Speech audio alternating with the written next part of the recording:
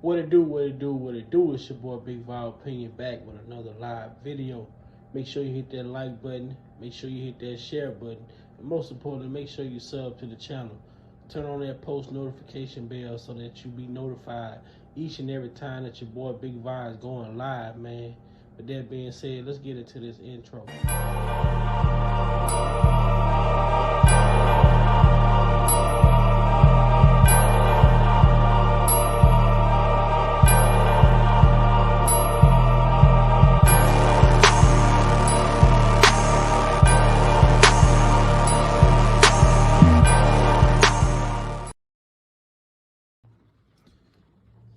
Welcome to Big Vibe Opinion. Moderators,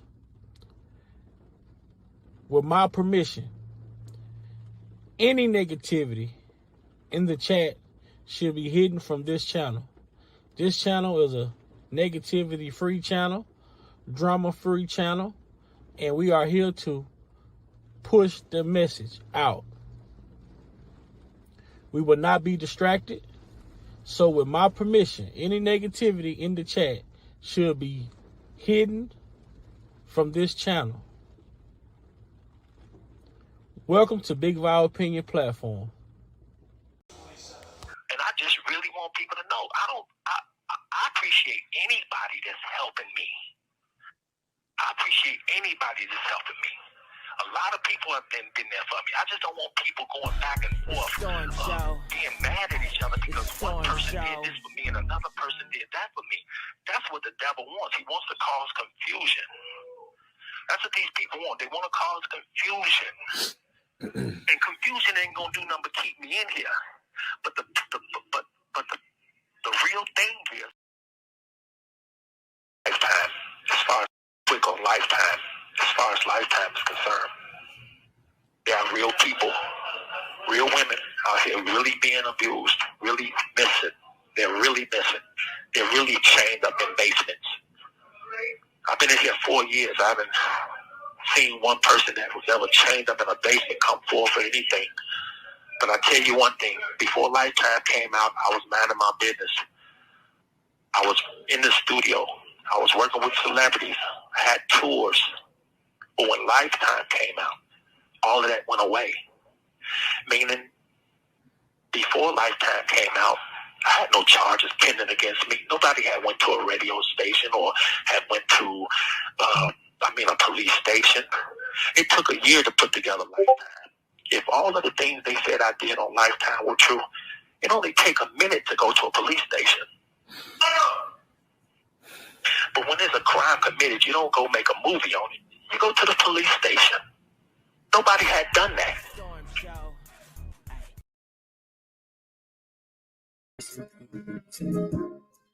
Forget about her. Because tonight it's about me and you.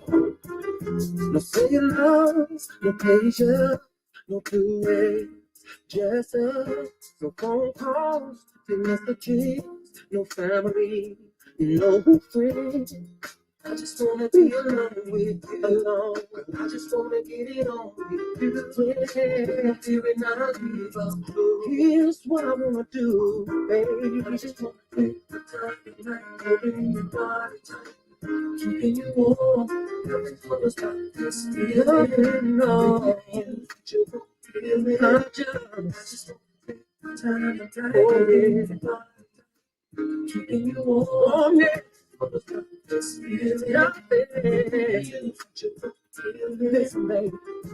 bill collectors, no landlords. Your boss is tripping. Just ignore it. Yo, what it do? It's your boy Big Vibe Opinion back with another live video, and today is Saturday, man. It's going down, as we say around here, man. We're going to take a look back, man, and listen to some of the things that R.Kelly had to say about going through this trial back in 2004, man. We're going to listen to what the streets had to say. We're going to listen to what the media had to say. And we just going to point out some things that we may have questions about. Thanks everybody for coming, man. I hope everybody's having a great Saturday. We finna get down today. We finna have a great show. You know the panel gonna come.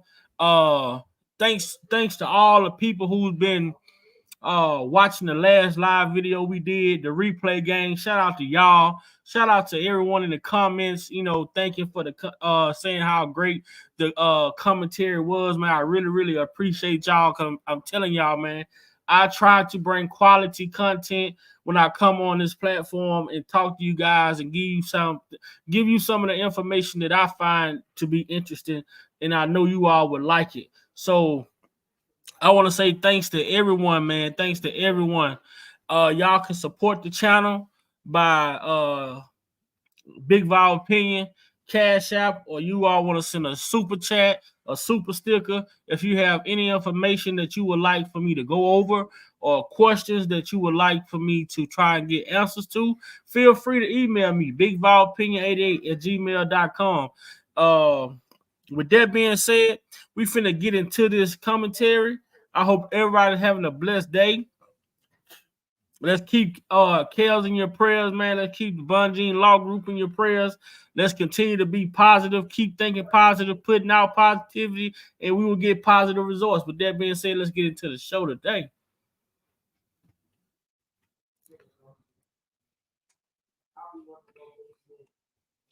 And shout out to everybody in the chat, man. Shout out to everybody, all the kings, all the queens in the chat, even the ones in the bushes. Shout out to y'all too.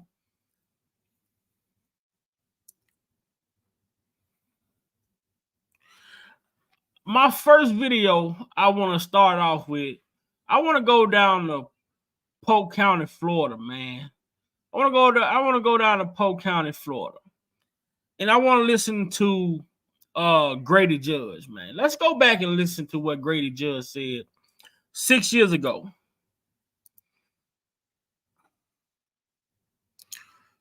Let's go back and listen to what Grady Judge had to say 6 years ago.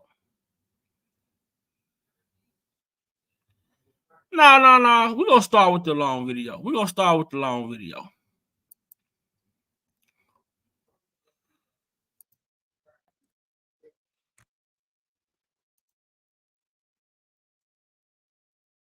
Grammys and topped the music charts all summer, is shadowed by the most shameful criminal charges. 14 counts of child pornography stemming from that infamous sex tape in which prosecutors say he stars. But is there something more to the story? Here's Jay Shadler with an exclusive interview. These chocolate covered strawberries, love so sweet, you're my chocolate factory. R.Kelly is a one-man odd couple, selling both love and lust, author of Bump and Grind, and a defendant in a criminal case charging him with child pornography. Kelly has denied the charges and is awaiting trial. If it's early in the morning, we will be bumping and grinding. Man, this is simple, man. You know, I'm a good person, man. I love people. People need to understand that R.Kelly is not who they think, but it's who I know. You know, I'm not perfect. I'm not some Jesus that people should worship, but I am not no demon. I'm no. Let's take that back a little bit right there. So he said a lot without saying a lot. Understand that R.Kelly is not who they think, but it's who I know. You know, I'm not perfect. I'm not some Jesus that people should worship, but I am not no demon. I'm no devil. I'm no criminal. Do you consider yourself conflicted at all about these two personas, this incredibly sexual presence on stage and this desire to be an upright Christian man? That's quite a cavern you're trying to straddle. Well, being a Christian doesn't necessarily mean you're this upright person. Being a Christian is someone who's repented for their sins and said, God, forgive me. Sure. And when you say it today, doesn't mean you can't say it tomorrow. And that's why God is who he is. But that can get to be an easy way out after a while, because all you're saying is, hey, forgive me again. Well, that's not all you're saying. You're continuing to pray. You're continuing to gain strength. It's like walking into a health club, man, and you like 600 pounds, you know, that you got a long way to go. Feel it. I'm the world's greatest. Kelly's mix of gospel and bordello has deep roots in rhythm and blues, but he's given it his own urban spin. I'm about to take my key and stick it in the ignition, so give me that. He was really one of the first R&B artists to be able to compete in the world of hip hop, to be able to be as cool as the rappers, as tough as the rappers, as interesting as the rappers. Khalifa Sane is a music critic with the New York Times. I think when you listen to R. Kelly's music over and over again, one of the things you do hear is obsession and this idea of, I know I shouldn't be doing this, but I kind of really want to. You know, as he sings, my mind's telling me no, but my body's telling me yeah. Robert Kelly was born on the south side of Chicago. Now, hold on. Now, let's go back to this, and I'm glad I got the receipts to prove. You see how they took his song. Listen to how he tried to make something about this song, this particular line in this song.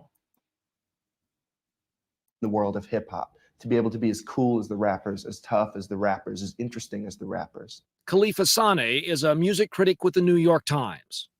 I think when you listen to R. Kelly's music over and over again, one of the things you do hear is obsession and this idea of, I know I shouldn't be doing this. He say when you listen to R. Kelly music, you hear an obsession with him saying, I know I shouldn't be doing this. Now I'm finna tell y'all, man, y'all know. Who in the chat, do y'all know what Big Vi finna go? Do y'all know what Big Vi finna go with this, right? This is what we're saying, that these people, the media has took this man's career and changed the narrative into what they wanted it to be versus what this man was really doing. The media has created a narrative for this man's music as if it was his personal life. Now let's go back. Now I'm finna debunk what this dude say. Now y'all know I got the video to debunk what this man just said, right? Y'all know I got the video to debunk what this man is saying right here. So I want y'all to listen to what he's saying. And he's trying to make this personalized towards R. Kelly, but we're going to get to the truth. Let's go back. I'm going to go back a little bit. I'm going to let y'all hear what he's saying. And we're going to kill this narrative, this bullshit lie right now today. We're going to prove that line, my mind is telling me no, but my body is telling me yeah. We're going to prove there was nothing personally about R. Kelly's life. There was a soundtrack. And let's go back. Let's go back.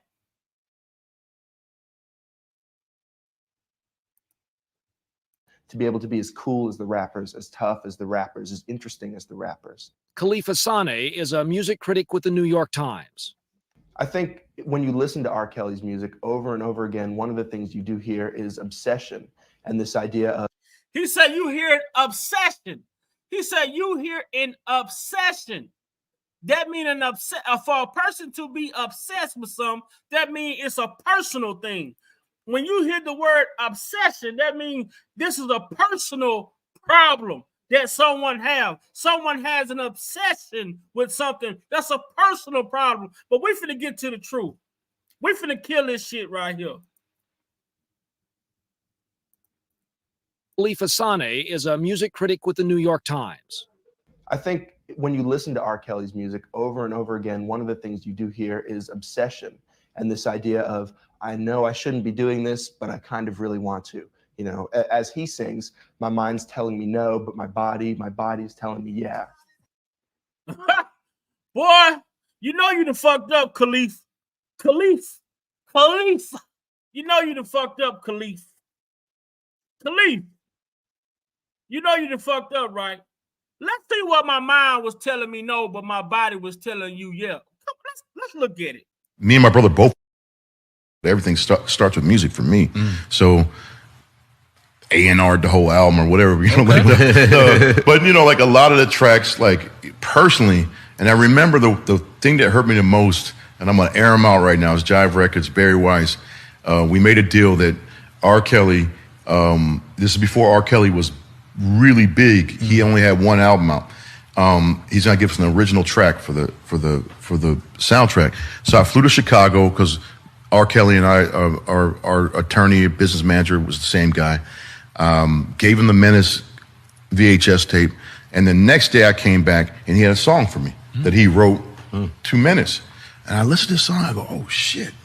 That's how involved I was in the soundtrack. I called Barry Weiss at Jive Records. I said, I just heard R. Kelly's first #1 single. And he goes, oh shit, I can't wait to hear it. A week later he calls me and goes, I got good news and bad news. The good news is you're right. This is going to be his first #1 record. The bad news is it's not going on the soundtrack. Wow. It was Bump and Grind. Wow. And if you hear what he's saying at the opening of the song, he's talking about Kane. My body's telling me yes, but my mind's telling me no, but my body's saying yes. Wow. It's talking about Kane because of Jada's character, Ronnie, and you know his father figure, Purnell. Yeah, that's what it's about. Wow. Yeah. Mind blown. Wow. I've never said that publicly, but that's what that was. Yeah. Wow. So now you have to make me understand, how is that an obsession? How is that an obsession? Because he's saying my mind is telling me no, but my body's telling me yeah, and that shit was strictly for a soundtrack to a movie.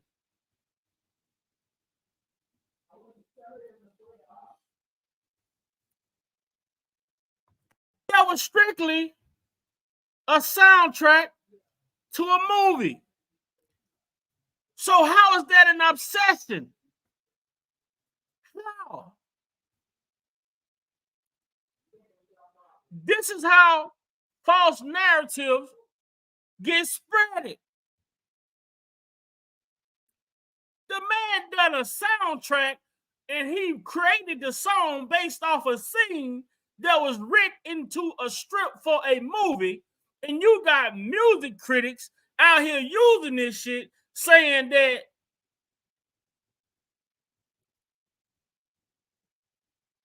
man, he has an obsession that he can't control. His mind is telling him no, but his body telling him yes.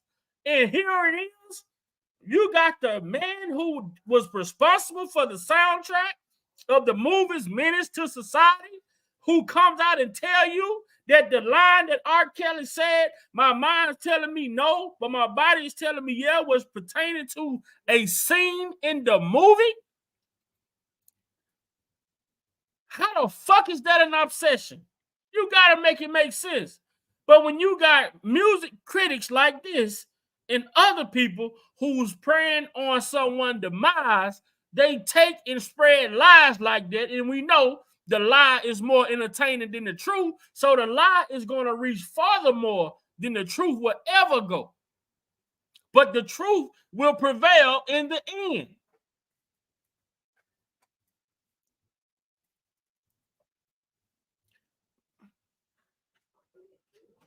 Man, one thing you can't do with Big Vi is play with me. You can do a lot of shit, but you can't play with me. Listen to R. Kelly's music over and over again. One of the things you do hear is obsession and this idea of, I know I shouldn't be doing this, but I kind of really want to. You know, as he sings, my mind's telling me no, but my body's telling me yeah. Robert Kelly was born on the south side of Chicago, abandoned by his father and raised by a single mom. Joanne Kelly died in 1993, just after her son's first record hit the charts. But she is undeniably alive in his memory. And we go to McDonald's almost every morning. She'd fix a cup of coffee. She'd wear this cheap lipstick. She'd leave this red lipstick ring around my cup, and I'd turn that around and drink from that part, taste lipstick and coffee at the same time, because if I could, I would have married my mom. But, you know, she turned me down, and it wasn't happening. So I accepted that. But those are the things that my mother and I would share. When Kelly was a young boy, he loved basketball and music. By the time he was 8, he and his mom were singing songs for loose change on the Old L, Chicago's famed commuter rails. What are some of your first musical memories, Robert? Slowing up the record, putting a nickel on a needle, and my mom would have me studying Stevie Wonder, you know, a riff. Wait a minute, you put the nickel on the needle to slow down the record. So the runs could go really slow, and then you can learn them. And then you learn them and you get it down pat. With his mom's help, he used that old nickel trick to learn Stevie Wonder's Jammin'.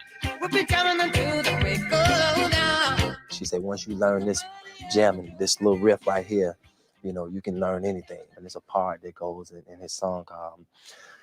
It's the peak of the song, and it goes, oh, I bet you was someone approached you yesterday to tell you that you would be jamming. You would not believe it because you never thought that you would be jamming.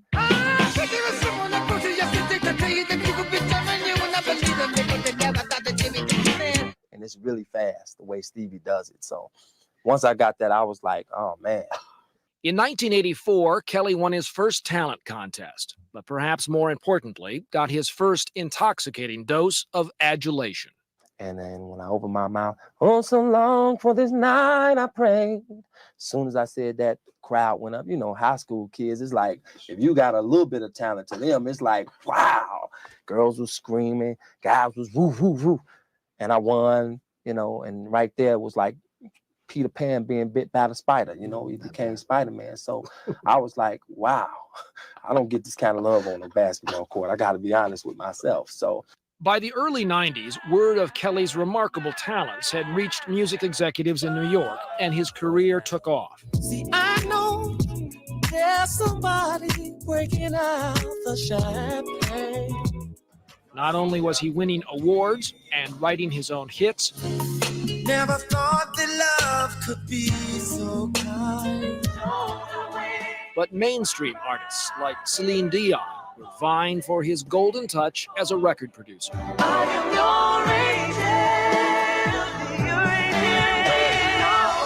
In 1994, he fell in love with an aspiring singer named Aaliyah.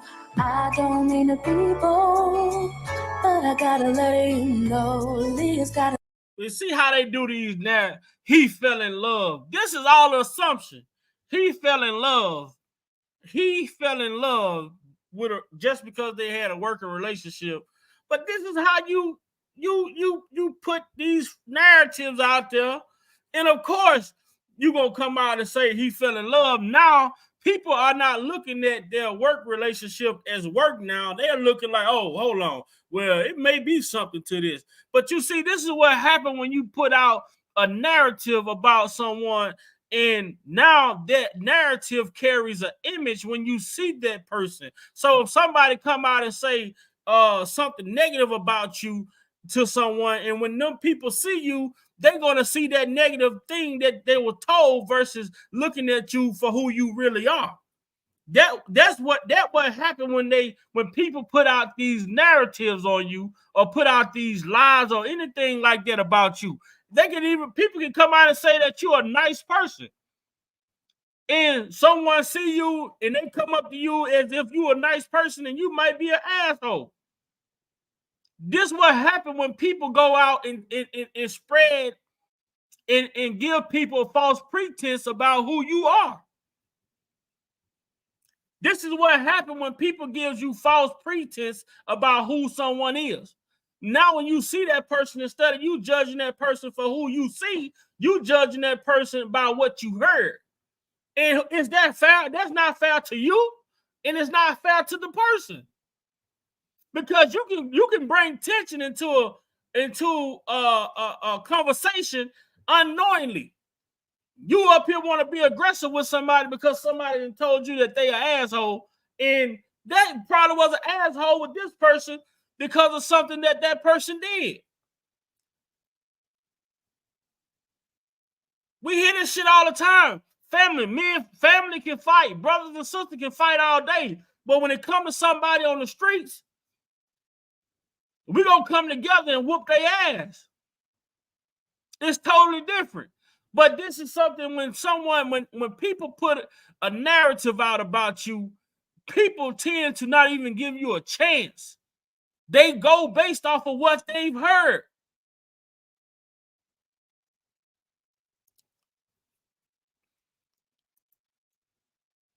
a thing for you, and I can't let go. But there was a problem.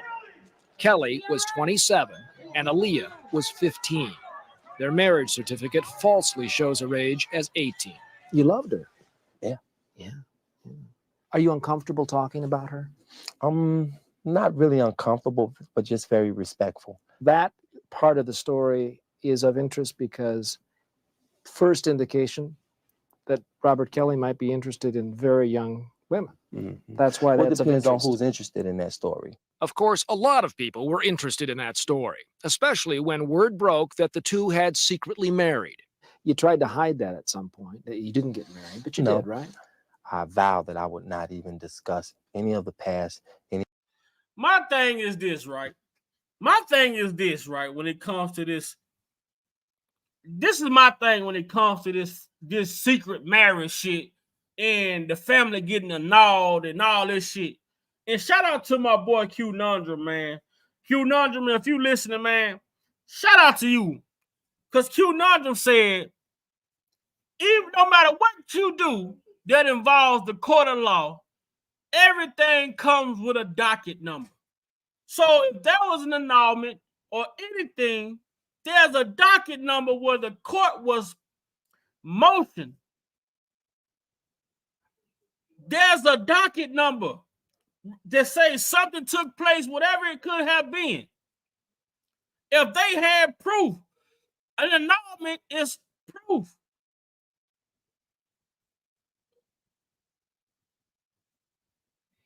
An annulment is proof.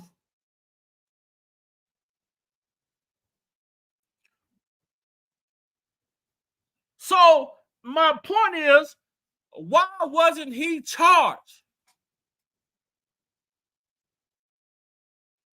Why wasn't he charged?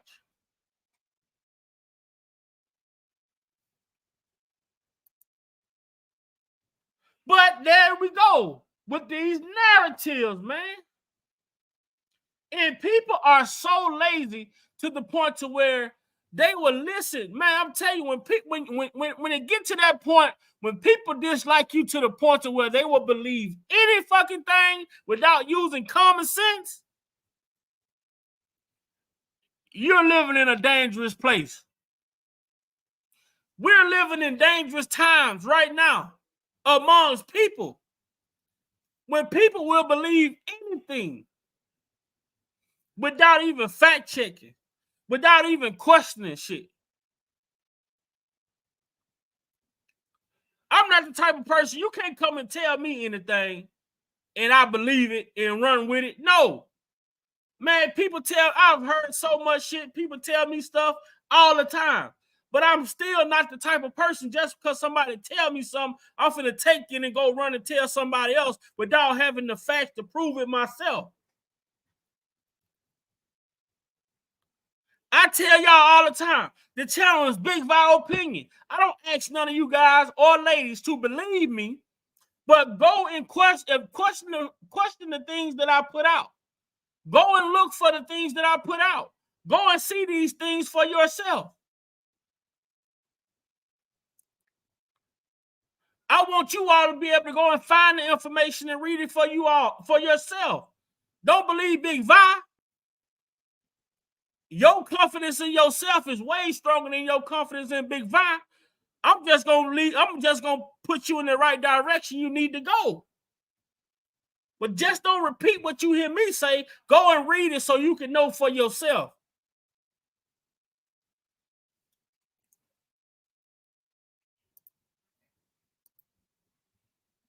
Any negative things about Aaliyah. So my memories of Aaliyah. But that's not a negative thing, though, that you loved her, is it?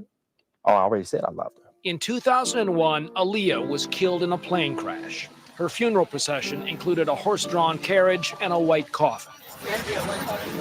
Even though Aaliyah and Kelly's marriage had been annulled years earlier by her parents, her death rekindled questions about Kelly's possible relationships with teenage girls.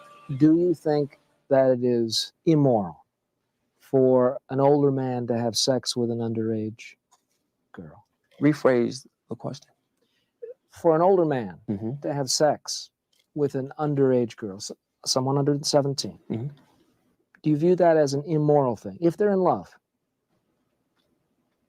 If they're in love, I really can't be the judge of that. This is a girl of my fantasy. But judging R. Kelly became a pastime in Chicago as rumors of his fascination with underage girls continued to spread. When this controversy started, people who'd been following R. Kelly's career weren't saying, I never would have expected R. Kelly. I mean, there was some notion that this wasn't a complete surprise. Controversy started, people who'd been... See, first of all, you don't believe somebody with a fucking head shaped like that anyway. Look at all this forehead, and he's still stupid than a motherfucker. First of all, you don't even believe nobody who's sitting here looking like a goddamn sucked on peanut, M&M or some shit. But this is how people were making their careers. R. Kelly was creating careers for people. People were getting a career off of defaming this man, tarnishing this man, or spreading lies on this man. This is how people are getting their careers. These people supposed to be music critics, but how are music critics turned prosecutors? Music critics turned investigators. Music critics turned forensic analysts. Music critics turn all type of shit. When you see his face looking like this, you know he's speaking some bullshit. He look right. Right now. This facial expression say a goddamn lie. Been following R. Kelly's career weren't saying, I never would have expected R. Kelly. I mean, there was some notion that this wasn't a complete surprise. And again, some people chose to believe it, some people chose to ignore it. But the rumors could no longer be ignored after this videotape surfaced. The videotape allegedly shows Kelly having sex with a 14-year-old girl and is considered to be the centerpiece in a criminal case in which Kelly is charged with 14 counts of child pornography. Well, last count I had, I think, was maybe 6 or 7 lawsuits filed by various women against you. When there's blood in the water, here comes the sharks. If a concert hall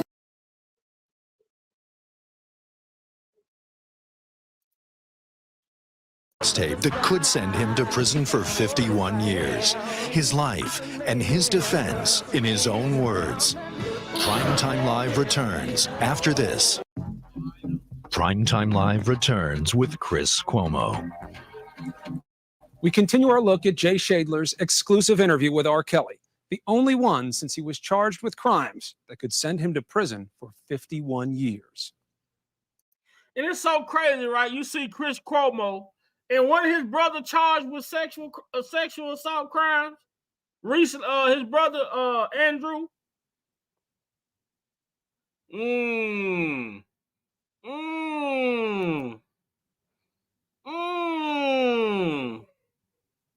All right, Chris. Let's see you out there talking about your brother. Why haven't you been out here talking about your brother? Why haven't you been out here doing interviews about your brother?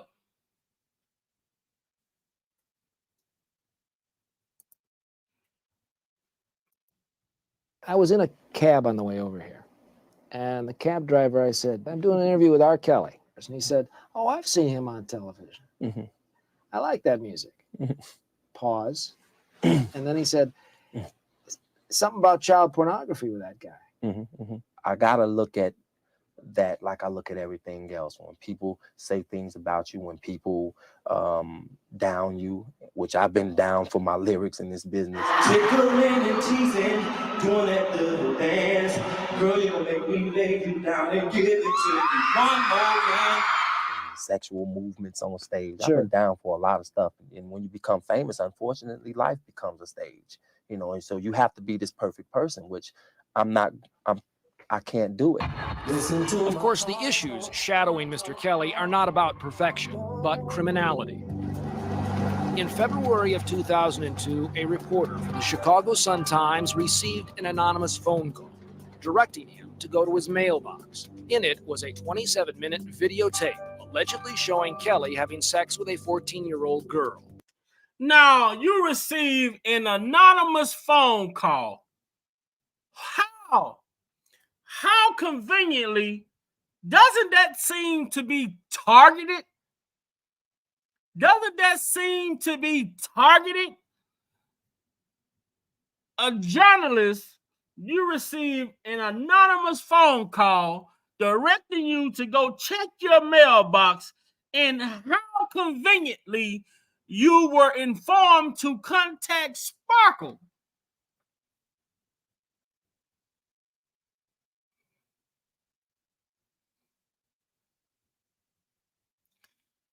Can we make sense of it?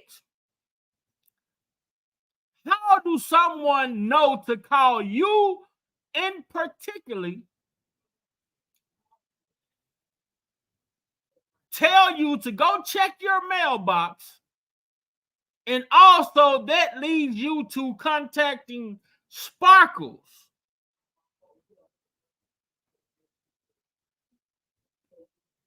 The math ain't mathing, man. The only way this makes sense is if you were a part of this concoction.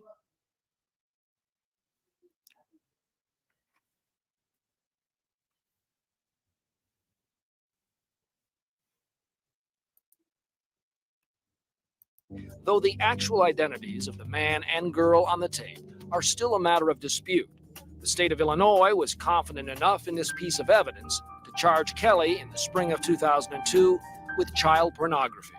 The Honorable County Judge Carla Foreman, right presiding, be seated. Court is now called to order. At the time of the indictment, Kelly was at his second home in Davenport, Florida, near Orlando, where he was arrested, spent a night in a Florida jail, and was then returned to Illinois. Arriving back in Chicago, Kelly went straight to the Cook County Criminal Court to turn himself in.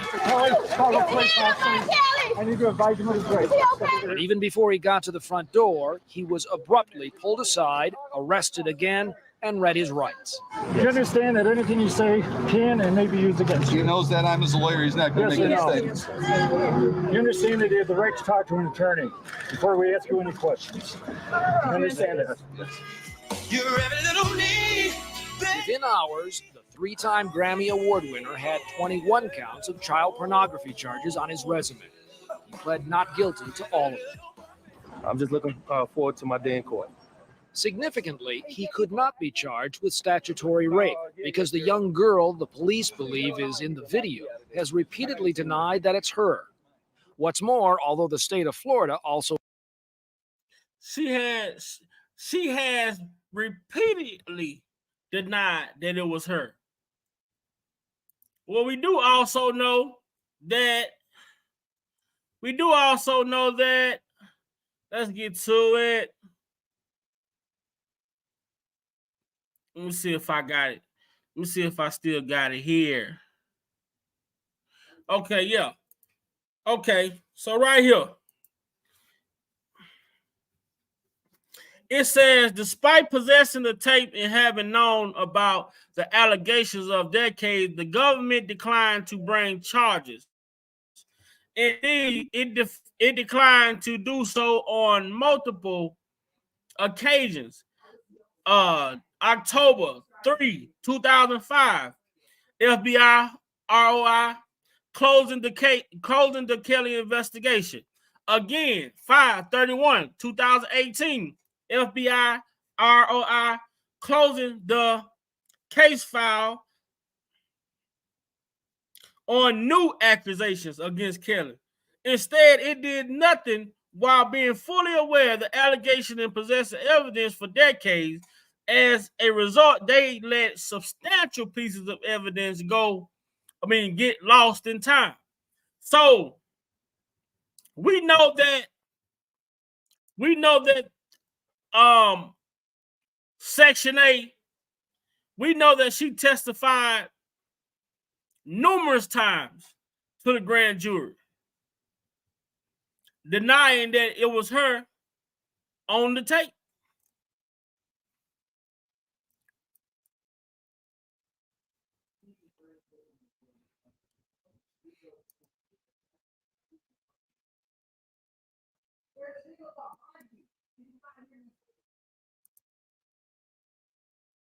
Filed child pornography charges against Kelly.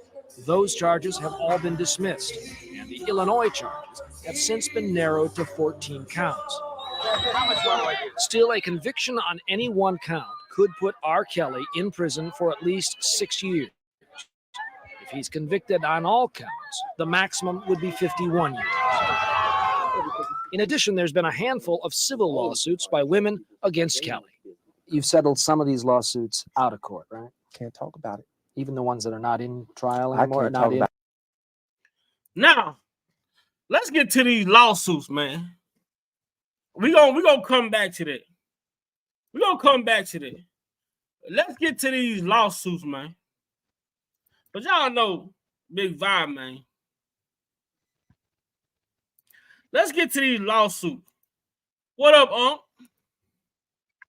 Good afternoon, nephew. Everybody in the chat, blessings, blessings. Man, I want to get to one point in this lawsuit, in this paperwork right here.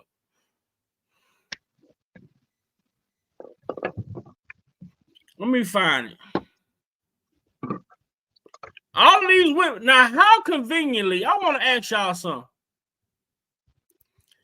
How is it that this one attorney, Susan Logan, how is it that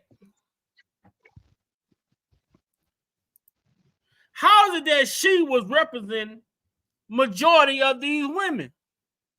None of these women knew each other, but they all were going to the same lawyer. It's a lot of shit that can happen randomly, but for all of these different women to come at different times, to be from different places, how do they end up at the same office? How do they end up at the same office? Yeah, but not only that, listen to what this woman said. I'm trying to find it, y'all. Just bear with me. Okay.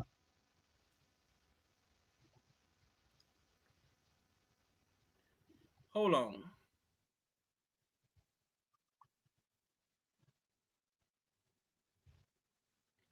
I'm finna give y'all what I want y'all. I want y'all to hear this part right here.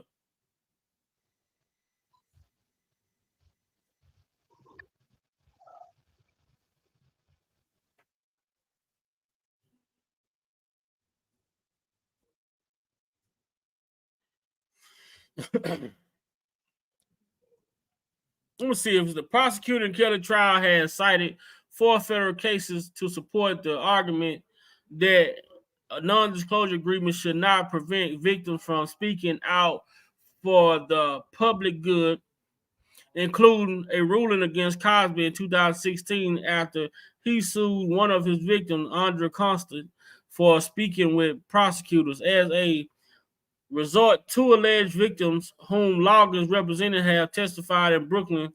The first, Jane Doe number 4, claimed that Kelly began sexual contact with her in 2009 when she was 16 and he was in his early 40s.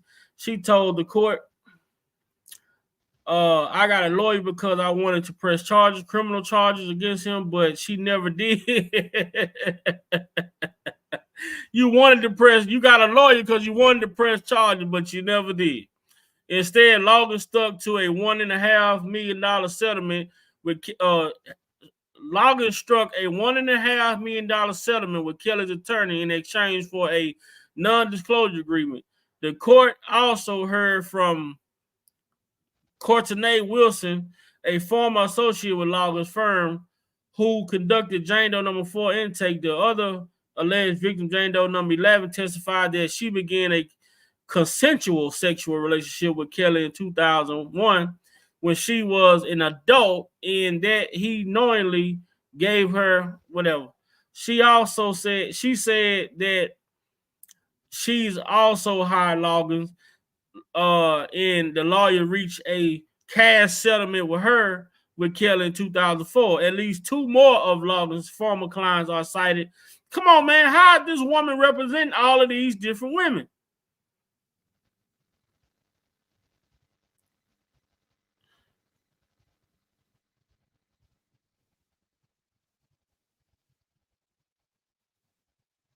Okay, say the lawsuit set the template for much of what followed during the next 2.5 decades. 2 more suits followed in 2001 and 2002 on behalf of 2 alleged victims in Chicago, both whom claimed that Kelly had sexual contact with them when they were minors. Those cases were also settled out of court. Subsequent cases were settled without a public file lawsuit. Now, make this part make sense. How do you settle something? And this goes to R.Kelly Camp, to his lawyers at the time, whoever was representing him. How do you settle out something without a publicly filed lawsuit? How do you settle something without a lawsuit being filed? That's a red flag all day. That's a red flag all day. How is you gonna pay your bill? Is you gonna pay a bill when you don't have a bill to pay? No. You just gonna go around paying I feel like I got a bill. I know I ain't got no bill, but I'm gonna just pay something anyway. No. Huh? No, sir. No, sir. No, sir. You see what the woman said? She said these cases were also settled out of court. Subsequent cases were settled without a public file lawsuit. So we don't know how many girls they had that just came and got money.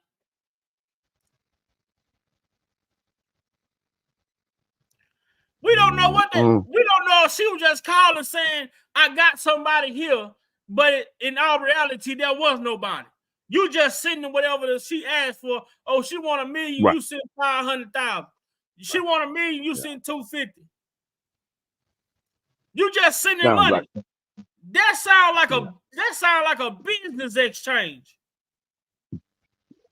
Yeah, somebody needs to be disbarred. Yeah, and in jail.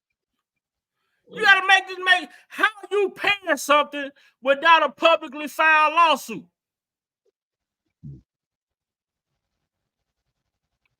Yeah. Loggins would, if look what it say right here, y'all. Listen, y'all. Hold y'all breath. I want to tell y'all, this is Susan Loggins. This is what she's telling the people to write in this article.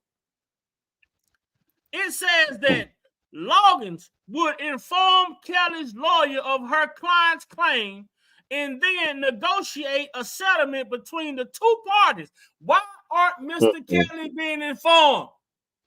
Right. Right. Keeping the charges out of civil court and also out of the news. Can you say, set the fuck up? Wow. Wow. This right here is what I call the lawsuit scheme. Yeah. Whoever this lawyer is was draining the goddamn bank through this attorney, Susan Loggins. Yeah. All they needed was to keep females coming through there, and they gonna keep on paying out the money.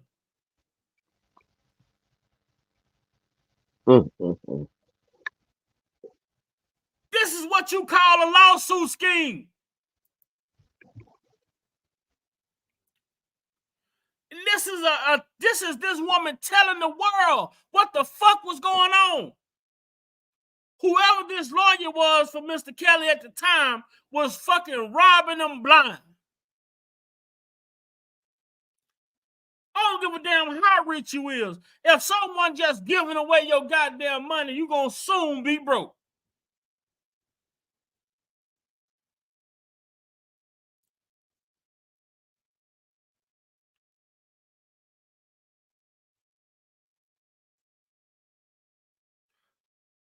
cases were also settled out of court. Subsequent cases were settled without a publicly filed lawsuit. So what are you settling if it ain't a lawsuit being filed? Loggins would inform Kelly's lawyer of her clients. That means more than one. Claims. Then negotiate a settlement between the two parties. Loggins and the lawyer. Where's Mr. Kelly at? Why don't Mr. Kelly get to ask to see what being sent over? Why ain't Mr. Kelly being shown this lawsuit? Why ain't Mr. Kelly being told about what's going on?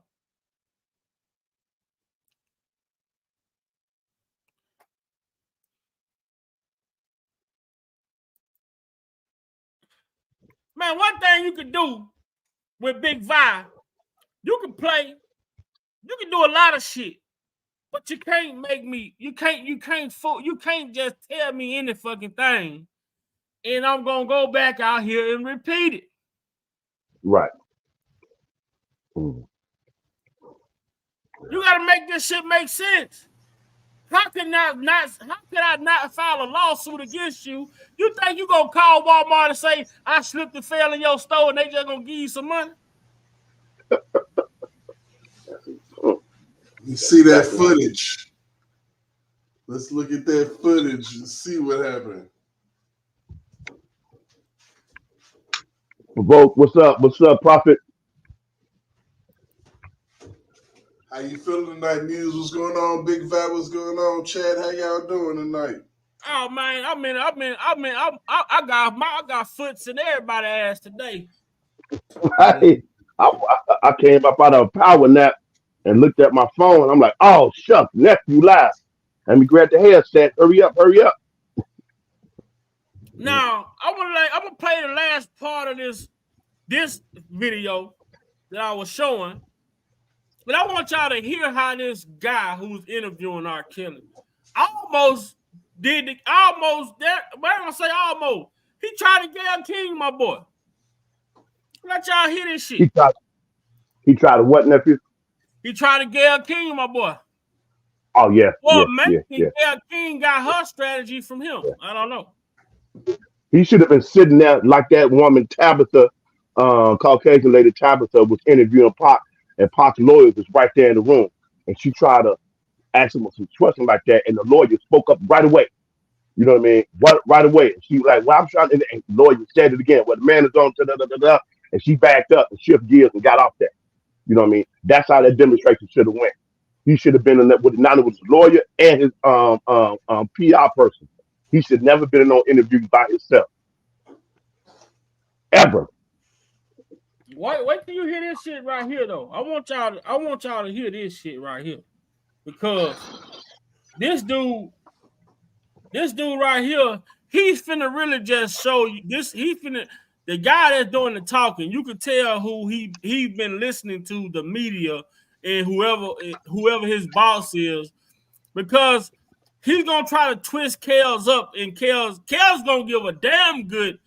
Because one thing I can say about R. Kelly is good with like paraphrasing shit and giving you like he good with giving you examples.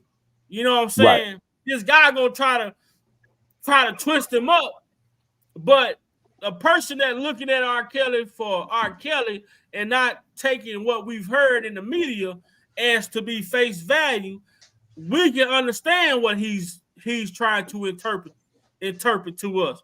But if you already got a preconceived notion that this man is who the media is saying he is, then you're not going to understand what he's trying to interpret. But let's get to it. Right. About anything pertaining to me and lawsuits and things like that. Let me ask you a question just more broadly then. Last count I had, I think, was maybe 6 or 7 lawsuits filed by various women against you. A shred of truth in any of them, as far as you're concerned? Any of the allegations? The only thing I can say about that is the sharks. When there's blood in the water, here comes the sharks. Kelly says the lawsuits are about money and fantasies. People who want his money and people who believe his music fantasies. There's so much that people don't know about Robert. They don't know Robert. They see this guy popping crystal in a video with a nice suit on and diamonds everywhere. You got women around him every day, 24 hours a day. But when you do it on a video and it's ran 20 million times a day, all day long, people, they're forced to have this impression of you, and you can't blame them. Do you feel like you're paying a price for this persona that you created, this image that you created? Yes. You didn't create it. They That's created the fucking truth. But listen, Yeah. listen to this right here, y'all. Right here. And what I want, and we're gonna go back a little bit after he say what he about to say. But that guy, he asked a real question, and you can tell with the body language of R.Kelly. He know that's what it is. Yep. Oh yes, was going to be the answer. Yeah, it was. Yeah. I'm trying to contain myself. I know 20 million times a day, all day long. People, they're forced to have this impression of you, and you can't blame them. Do you feel like you're paying a price for this persona that you created, this image that you created? Yes. Hell yes was going to be the answer. Yeah, it was. Yeah. I'm trying to contain myself. I know you are. I created my music and I did videos, and the video has to make sense. If it's a bump and grind video, then it's going to be a bump and grind song. If it's an I Believe I Beautiful Egos and things like that, I think people should think the same thing when they go to the movies and they see Arnold Schwarzenegger cut somebody's head off or chop somebody's head off or shoot somebody 20 times in the chest. That's a movie. It's entertainment. I entertain. That doesn't mean he's going to come out of the movie and go do that to somebody. No. This Come on, Kel. But with all respect, I mean, Arnold Schwarzenegger is not charged with child pornography. But he could. Did y'all catch that? See that? See that Y'all snake? Yeah. See, that's what I'm gonna say. Well, I hold tight. Yep. They said me making music and me performing my videos is entertainment. But when he got what he was saying. He got what he was saying. He tried to play dumb. He got what he's saying. If he's slick, like a Dale King.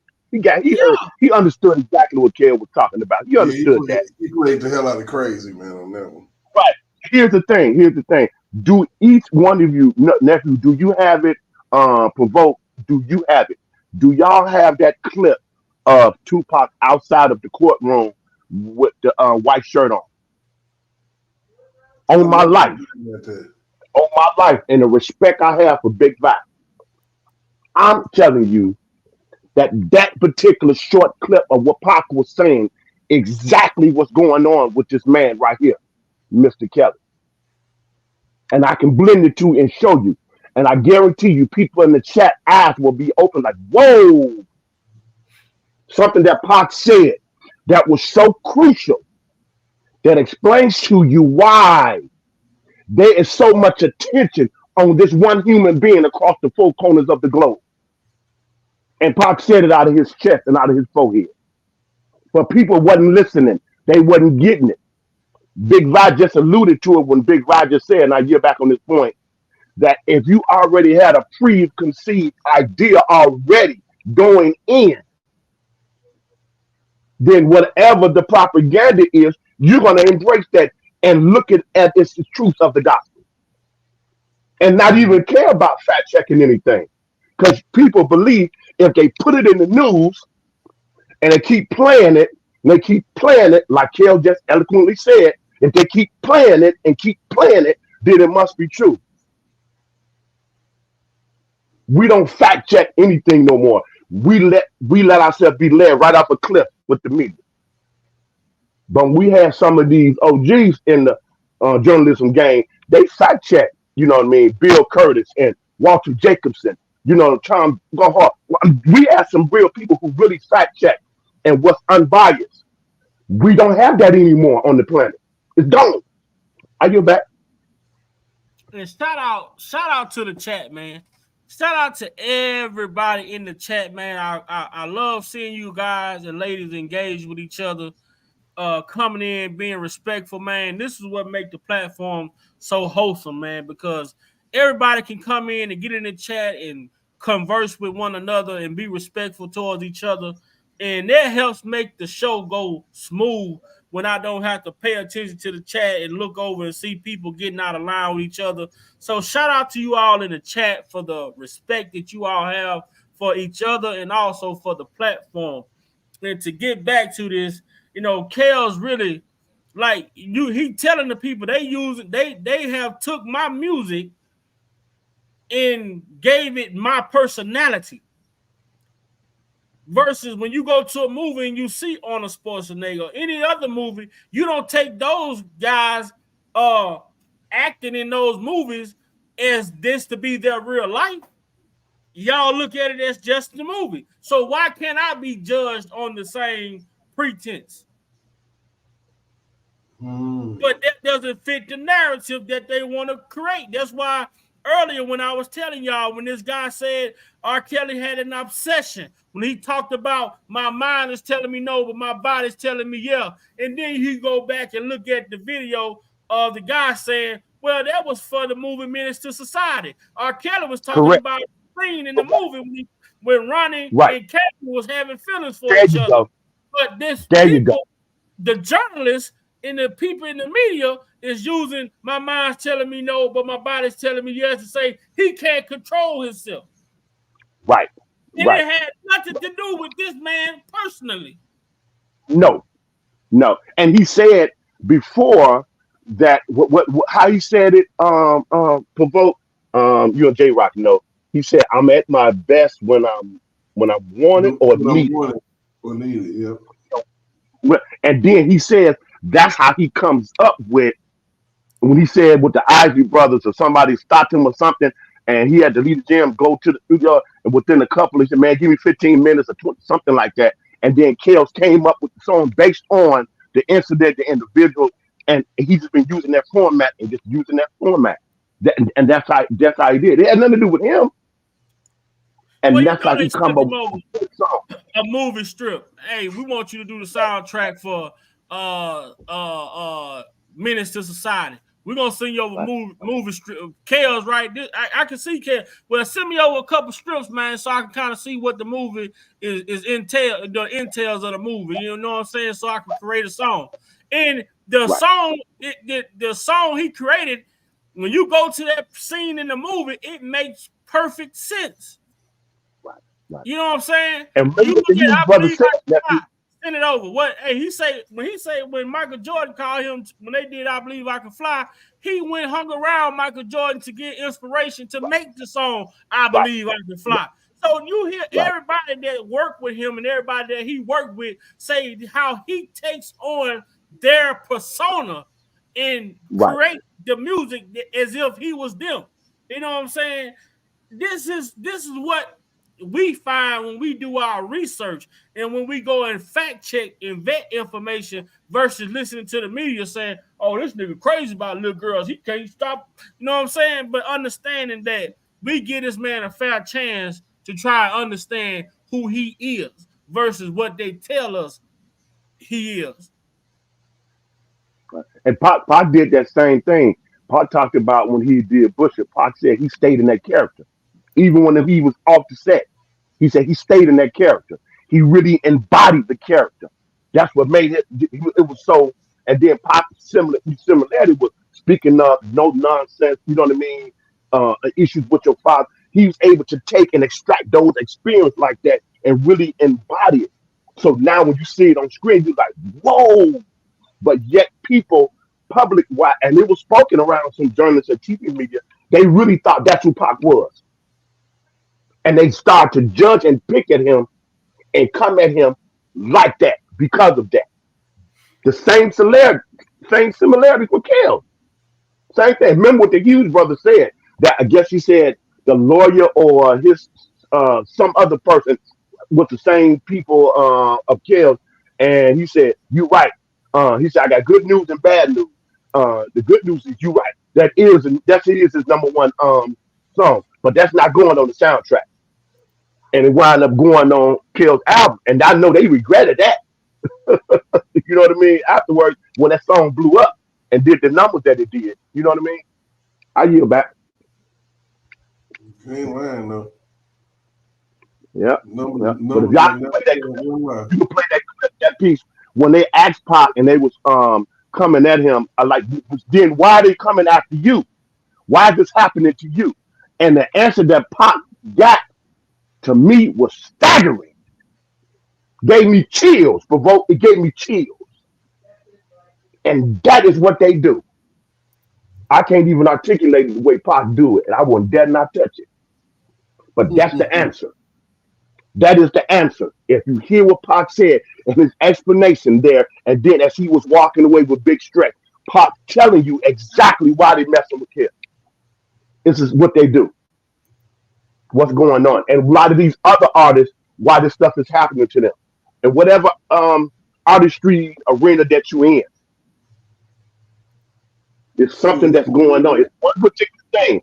It's one particular thing, and a lot of people missed it. Nephew, they missed it in that short clip because the clip outside the courtroom is not that long. But Pac said some powerful things in there, and I got it. And then when I come over here and look at Mr. Kelly's situation, I'm like, bingo, that's it, right there. Yeah, that's it. And it's ironic that Mr. Kelly has been in there almost how many years? 5. Going on, yeah, but if you take going on, to the next year, that's 6 years, right? Remember they said initially 6 years of this, but if he found guilty, he would get 51. When you add years up in this current case, how many years did they give him? 51. 51. You caught it. You caught it.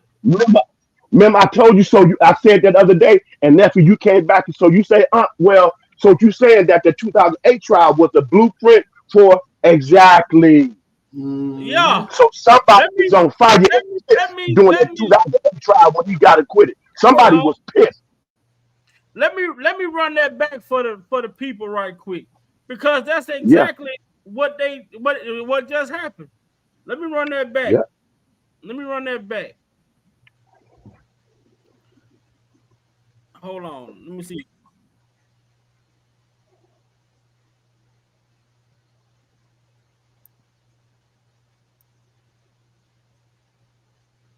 But y'all keep talking. I'm trying to find the let me find that point when they say, he can face up to 51 years.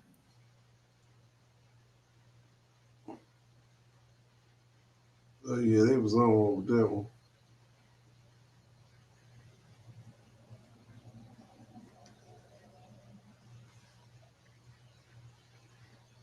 It's 51 years, man. I'm sitting up here, it's crazy because like you say, it's all about getting them for the last trial. This is all it's been about the whole time.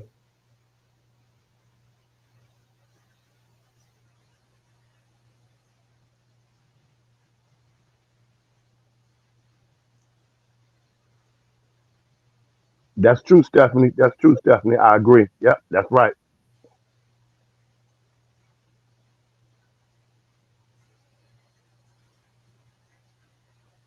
Yep, that's it, yellow boy. Yep, that's correct. That's correct. Bingo. Y'all getting it? Yeah, we woke over here. We're not asleep by no means. Yeah, real talk, man. I just want people to use their common sense, like Brother Kelly said. Use your common sense that's in your forehead. It's up there. We got common sense for a reason.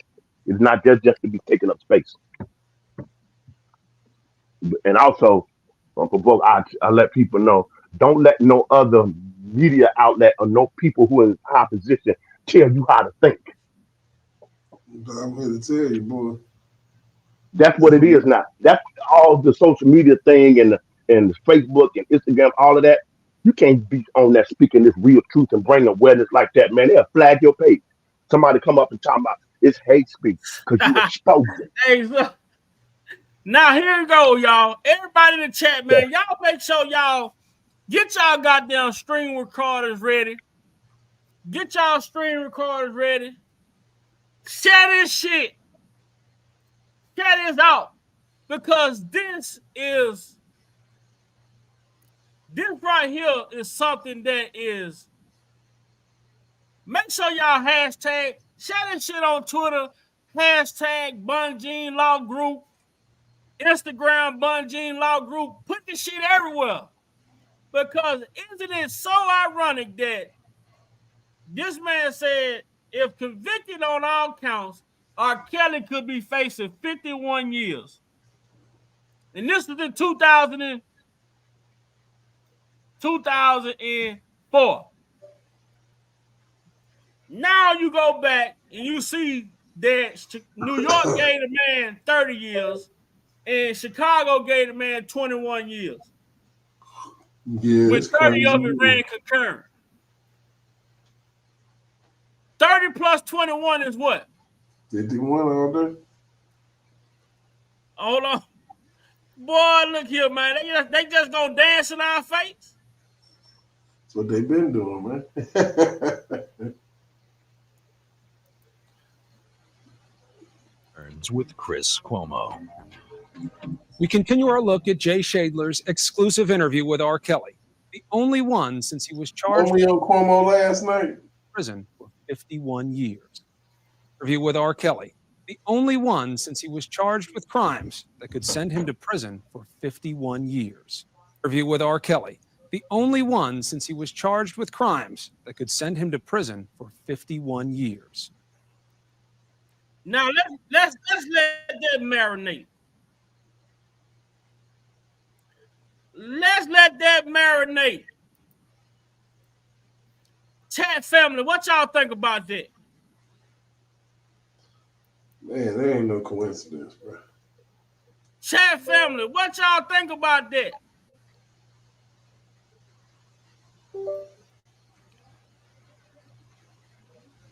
Remember that statement provoked? I forgot. And Yellow Boy, remember that statement that Pac said? I forgot what um, album is on, what song is on, nephew. Pac said they got me crooked in all 51 states. Woo! Man, now let that breathe. Let me add some sauce to this demonstration. How you about? I guess that's why that's why Donnelly and Lennon Webber was in close communication. So you mean to tell me if he would have got 21 in New York, he would have got 30 in Chicago, seemed like.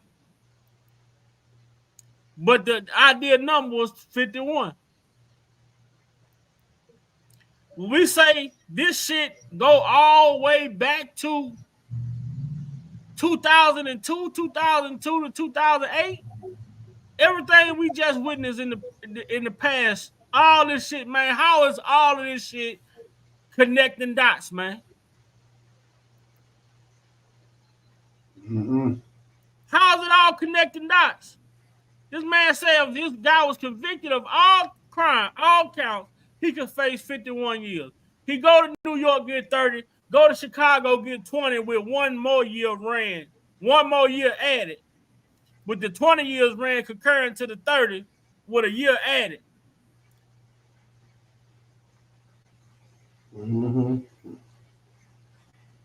Which means they out there playing games. Man, if this shit ain't targeted, man. Boy, look at this. Look at this shit right here, boy. Well, we just, boy, that right there, major, man. That's major, man. When you get this panel like this, man. When you get this panel, this is the power of a panel. When you got other people around you who's thinking, who's listening with a different angle than you may have, but it's all for the greater good.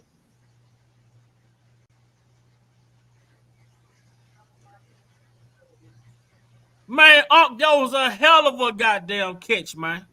That was a hell of a catch. Mm-hmm. Yes, sir. Yes, sir. That's exactly what they wanted to give him. They had 51 years, and man, it was a number. Yes, sir. See, that's one thing about over here. You can't even run that bullshit past us. Somebody gonna catch you. You ain't getting out of here without an ass whooping. Like, hey man, what the hell you got in your pockets, nigga? Like, why you walking like that? You Shit. see what I'm saying? You ain't getting out of here without an ass whooping. Hold up, nigga.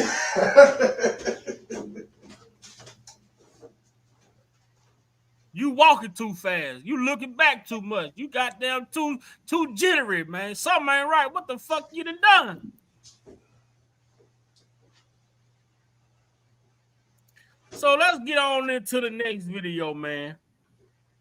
Let's slide, man. I think I'm gonna give about another 30 minutes. We're gonna look into something.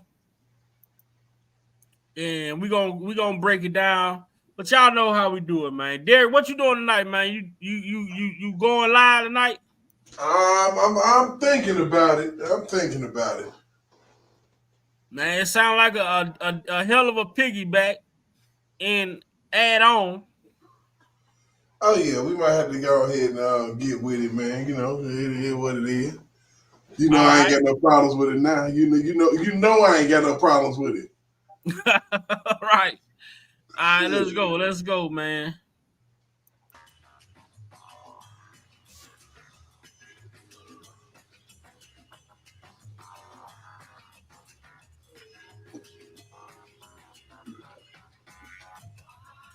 From the time he hit the scene in 1991 with the group Public Announcement, R.Kelly has been a force to be reckoned with.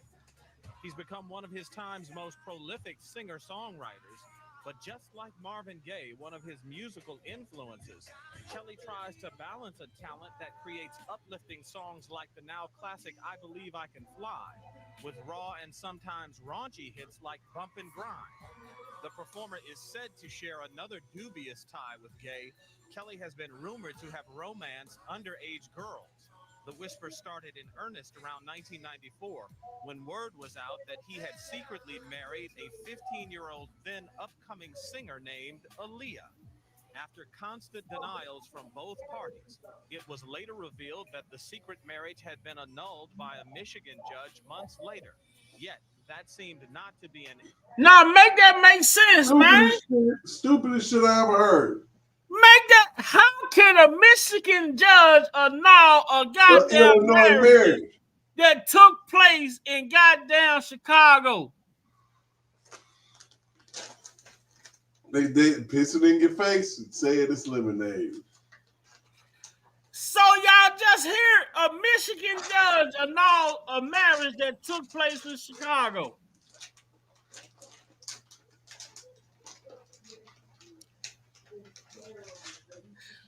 Woo, boy! You know what?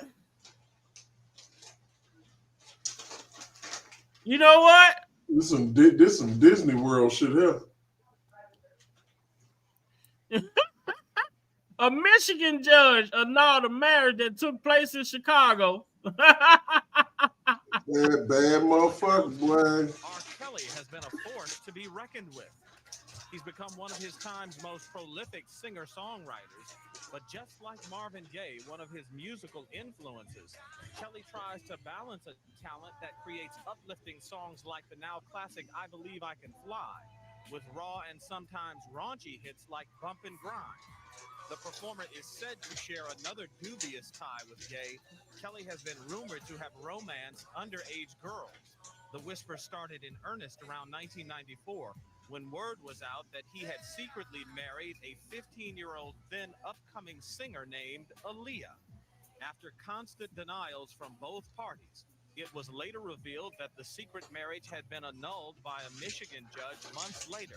Yet, that seemed not to be an end, but the beginning of troublesome rumors.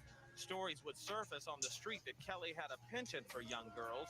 In 1996 and last August, The singer was hit with suits alleging he had engaged in sex with minors. The singer would settle both suits without admitting guilt. Until recently, Kelly had seemed to weather the storm. That was until the now infamous 26-minute videotape surfaced. This tape allegedly shows the singer having sex with a number of women, including a young female who had been identified as a minor. Chicago police were given the tape and say their investigation is ongoing. Kelly could face jail time. Much has been said about the tape and Kelly since it surfaced, including whether the singer's career can sustain this scandal.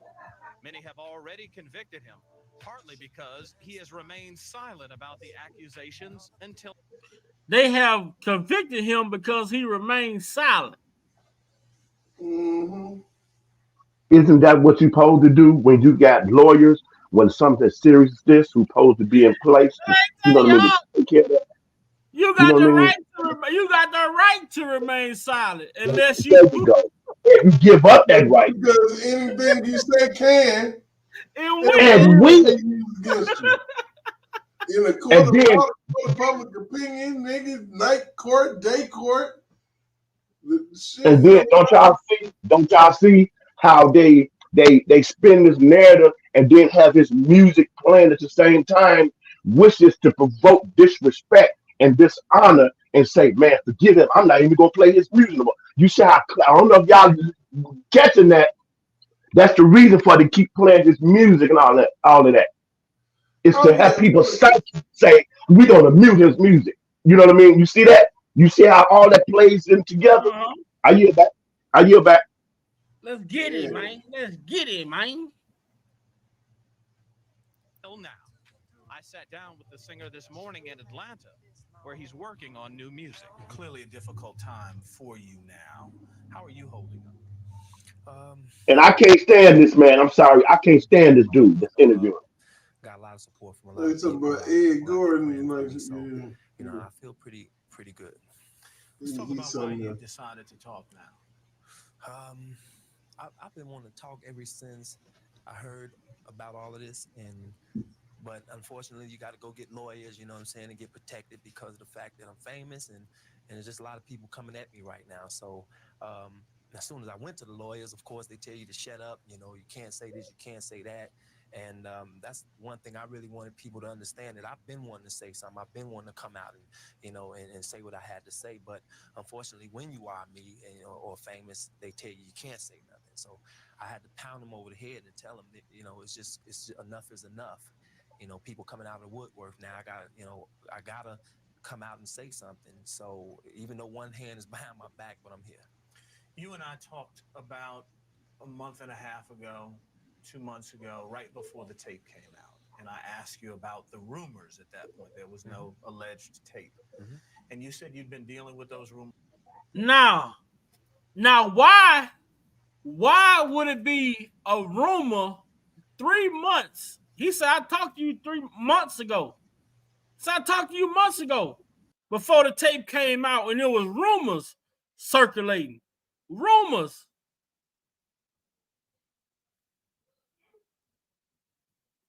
That right there just don't sit right with me. There's rumors. How does the rumors get out before the tapes get? So they were setting the stage. There you go, nephew. That's right. There you go. That's it. People got to catch that. People got to catch that. And I'm gonna reiterate again. Outside that courtroom, Pac spoke about it and exposed it. A lot of people watched that clip, and I guarantee you they didn't pick it up. They didn't pick it up. God gave you the blueprint and told you exactly what's going on and how to look at this thing. He said it. He said it. He The said it. rumors were circulating. This is months before a tape even came out. So they were saying pretty much it's on the way. If this was a random thing, the tapes would have been out before the rumor. You would have had the tape. You can't talk about something that doesn't exist or unless you have knowledge of someone saying, "Oh, we coming with it." You're not going, "Oh, I'm not just finna come and tell you how much your check is and I don't know how many hours you work." The rumors are circulating that about underage girls. This is months before. Then all of a sudden, a tape come out.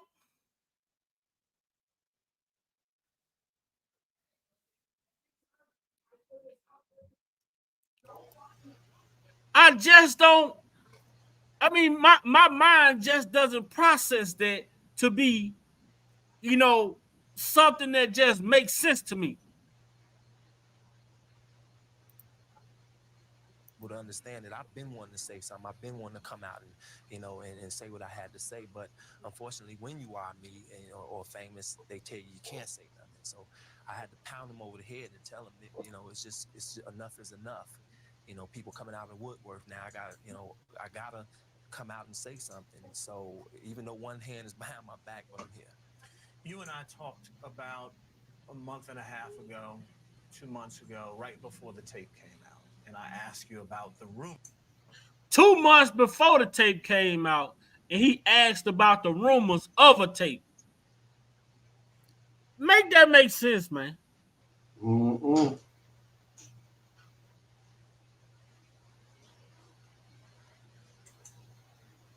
You make it make sense. A month and a half ago, 2 months ago, right before the tape came. Woodworth now. I gotta come out and say something. So even though one hand is behind my back, but I'm here. You and I talked about a month and a half ago, right before the tape came out. And I asked you about the rumors at that point. There was no alleged tape. Mm-hmm. How did you ask him about something that that didn't exist? How do you ask him about something 2 months before something even exists?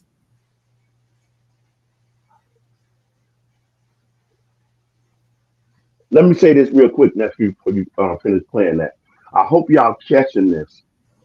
This is supposed to be underage girls. And I said girls like that on purpose. This is supposed to be underage girls, pornography, if you will. But yet everybody on the planet Earth have witnessed it and saw it. And nothing went to the doggone police when this doggone Derek Greasy mysteriously received the doggone tape. How everybody seeing the tape that he don't know nothing about, that he hasn't even saw, that everybody can speak on it. Everybody saw it and everybody is watching it. But it's supposed to be underage porn, right? But everybody is witnessing and talking about it. That they just looked at it and I seen the tape. Well, the person must be looking. You got a twin out there, somebody who looks just like you. Like, whoa, you said this was underage. Why you doing it? Why this ain't only in the hands of DCFS and the police department?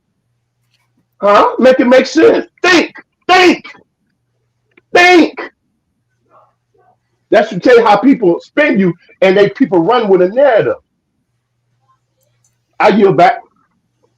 Mm-hmm. Let's see. A month and a half ago. Nephew, do you have that clip of Pac outside the courtroom? And I asked you about the room.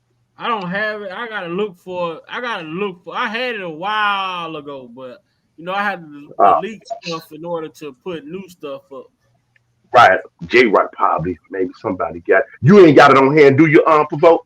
No, I ain't got it. I might be able to get it, but as for now, I could probably say it verbatim, but I don't want to miss it. That's why I'm, because I don't want to miss exactly how Pac phrased it and how he delivered it. When he was surrounded by the news media and they was all coming at him one by one, just and he handled himself like a, whoo, man, that man, whoo, wow, yeah. Only Pac can, man. Like only he could have. He was I would say everybody just research it and pull it up, but I can't remember saying this. Pac said they viewed him, and I'm paraphrasing, as someone who's lawlessness, okay, who represent, lawlessness. Pac said that all I do is make rap. All I do is rap. You know what I mean? That's all I do. You know what I mean? Rap. My biggest crime, he's saying, you know what I mean, for talking too loud. That's it. You know what I mean? And he said that's the thing is, as they consider it as being the rules, as long as everybody play by these particular set of rules, and I'm gonna use this word, the elitists has established, then you okay for voting. But if by some chance, attorneys event, chat family or big vow opinion, if you step out of the boundaries of the parameter of the set rules that they have established in this industry, and you not bowing down and following through with whatever the agenda is, they come after you with everything they got. Yeah. And they so crafty with it. And it's so much demonic spirit upon it that they would do like who that Malcolm X said, they'll make a lie look like the truth and the truth look like a lie. Mm-hmm. Because they have got the media, they have got the public's mindset with all this attention. How many times have you rolled beside somebody and they ride it and somebody's literally looking at their phone? They have studied and calculated how to maneuver and manipulate both hemispheres of the brain. That's how deep this is. And when you get a whole political party, and then you sit down and make sure all outlets of journalism, even now in our era, podcasters, influencers, get on the same bandwagon, and you get bad actresses and actors that come on stage just and give them immunity. So even if they trip you up, you already covered. And we're gonna throw so much stuff. And then you got these persons who supposed to be governing people's lives who's sitting on this bench who compromise, which you supposed to be representing the public. We put you in that seat. I hope everybody just grasps in their spirit what I just said. That's why this is so beyond Mr. Kelly and Mr. Cosby. It can come knocking at your door. For the sake of that, we should dig, push, and expose and get this stuff out and show receipts and see. Let's go back and trace it back and say, oh, this is where they start to kill. Okay. Uncle Muse, use back. I'll be your back. You're back, nephew. Very, very deep. Rumors at that point. There was no alleged tape. Mm-hmm. And you said you'd been dealing with those rumors for a long time, and somehow you'd learned to live with that in one instance. Was it the fact now that there is a purported tape that you said, okay, I don't care, I got to come out now? Was it the tape that put you over the top? This did it for me. That, and then also the long caboose of That was the leading and setup question that he did. Now, the Woodworth saying this, that, and yada, yada, yada, yada about me.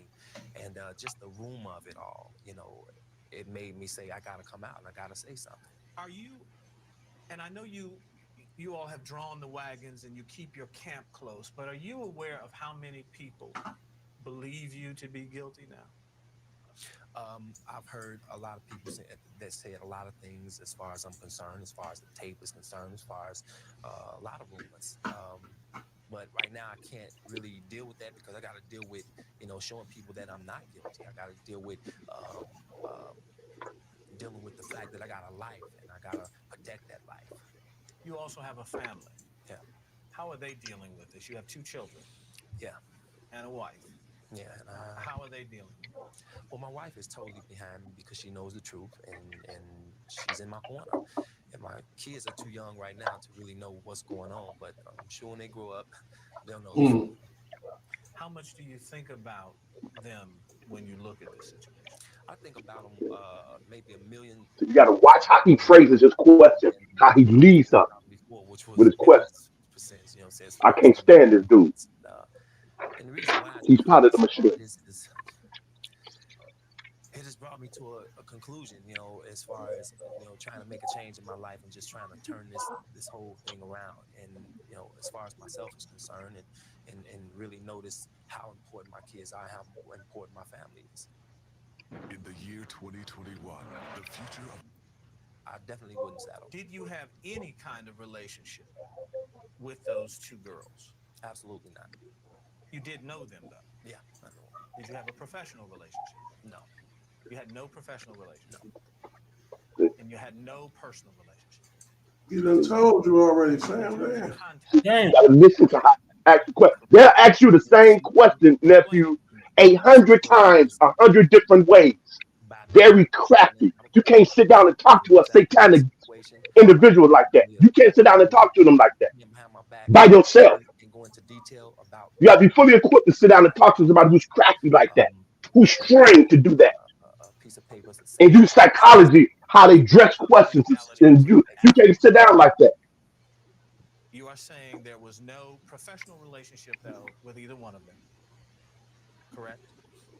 And that there was no personal. He already didn't answer that, but he's not satisfied with the answer. He's going to keep poking at it. You did know them. I knew them. These people are satanic, man. Aaliyah. That was an issue That was his ultimate point to get to. Very crafty. 94, and wondered, the rumor was that you had married her. We know she's gone now.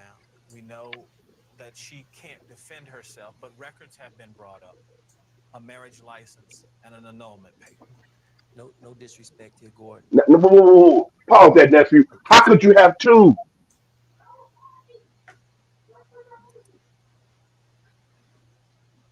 That's crazy. I hope y'all just catch what you said. But records have been brought up. A marriage license and an annulment paper.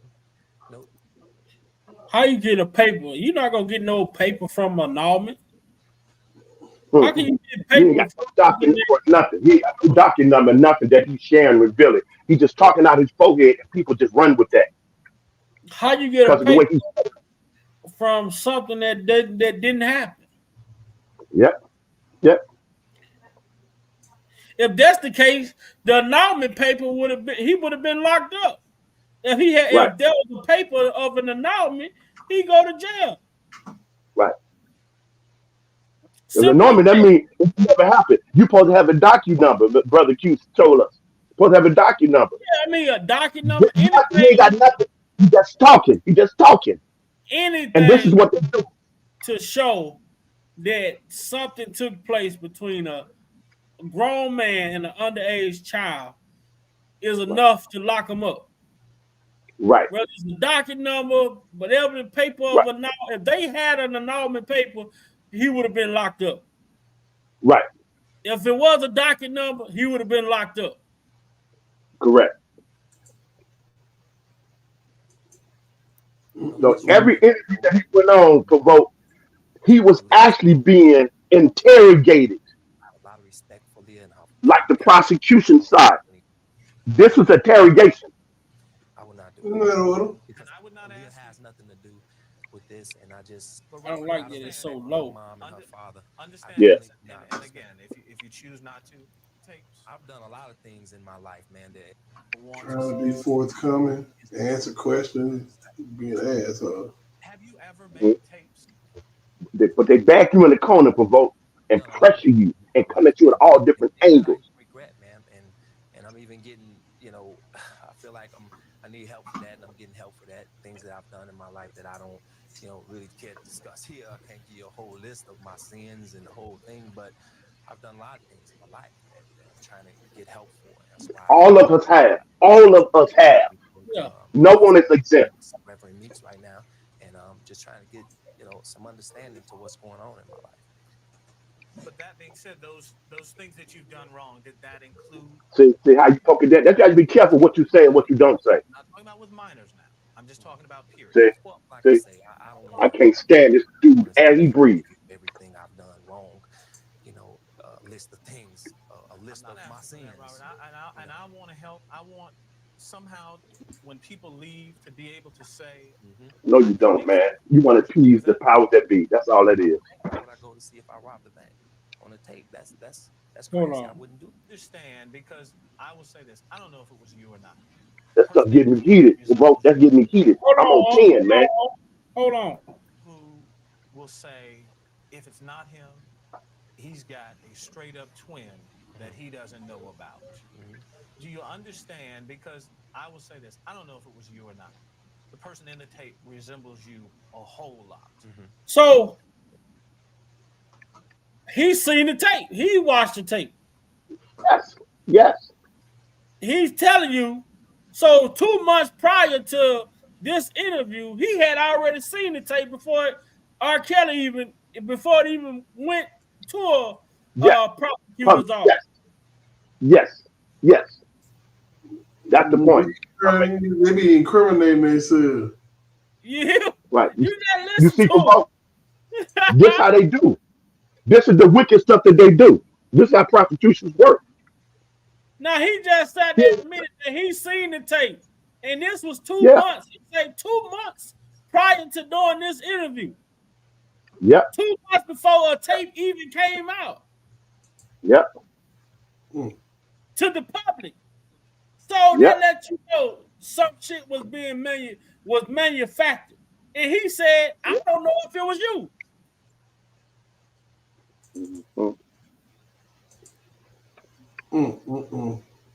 Do you understand why See that, bro?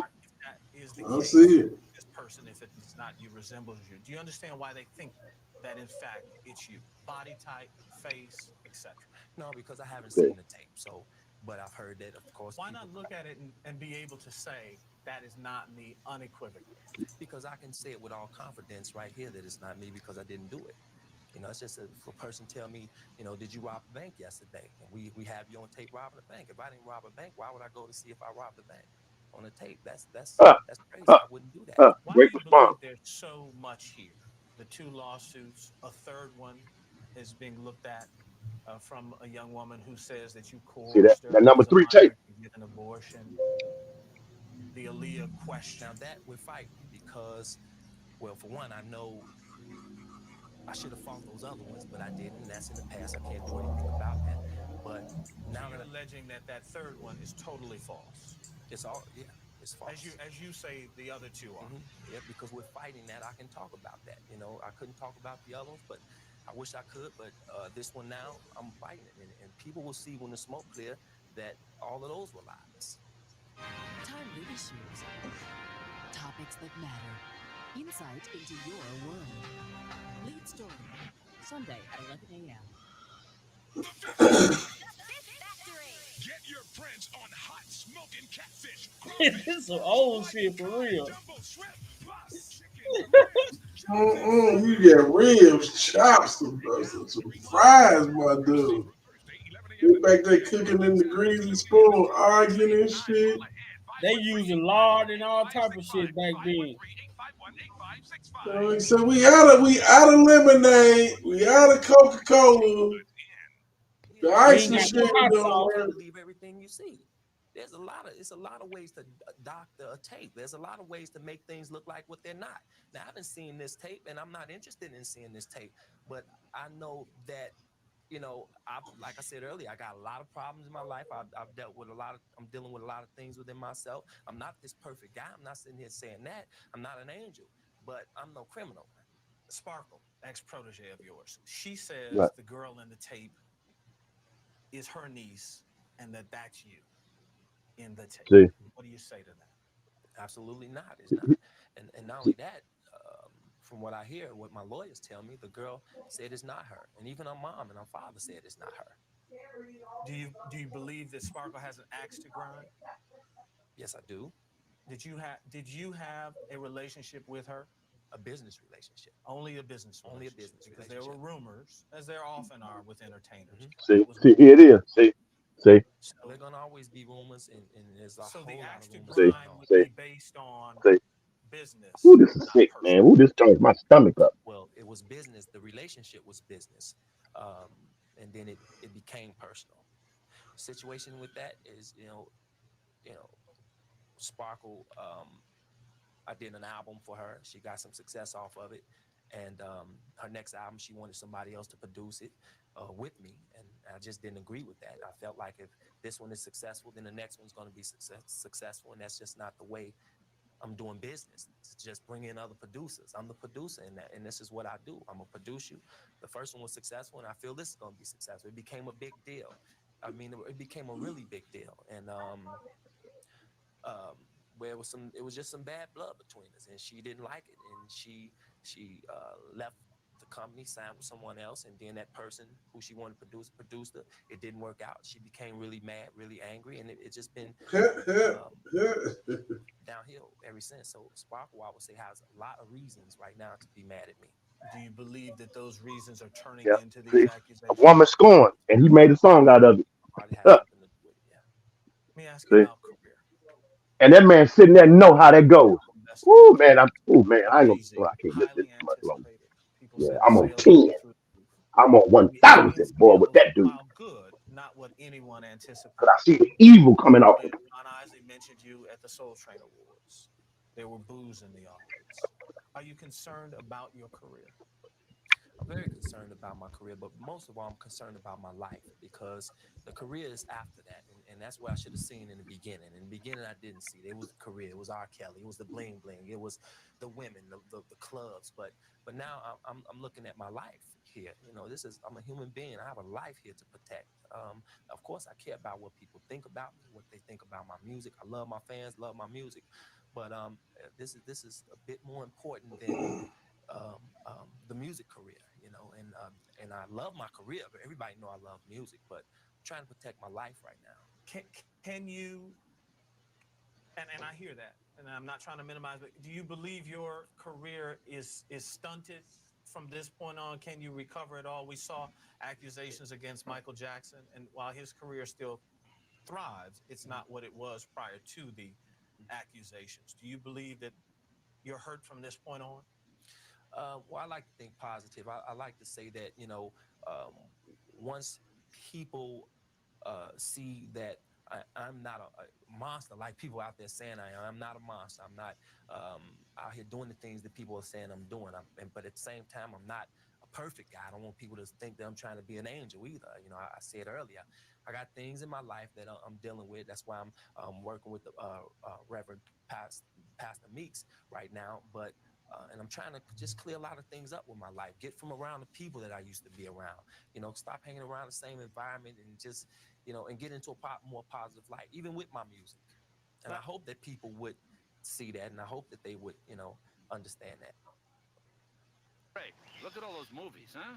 You think I could be a movie star, Carl? For them, it all comes down to one night and one award, the second annual BET Award Show. This business, understand that this is a fair question. Is there any way that you could have been involved physically with a minor and not known it? No, I wouldn't say, from my past up to now, I wouldn't say that I didn't know it if it did happen, if I was involved with a minor. She would have to lie to me, but I wouldn't sit here and say no way possible. No.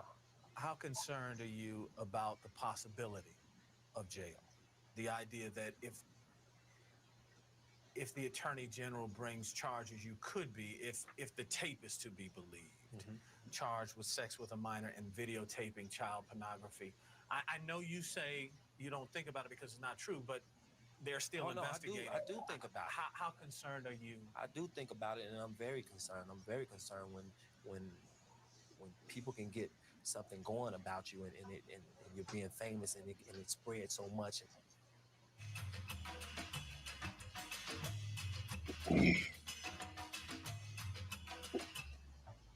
See, he's already being convicted before he even had this interview. R.Kelly Part 2, up next on BET Tonight.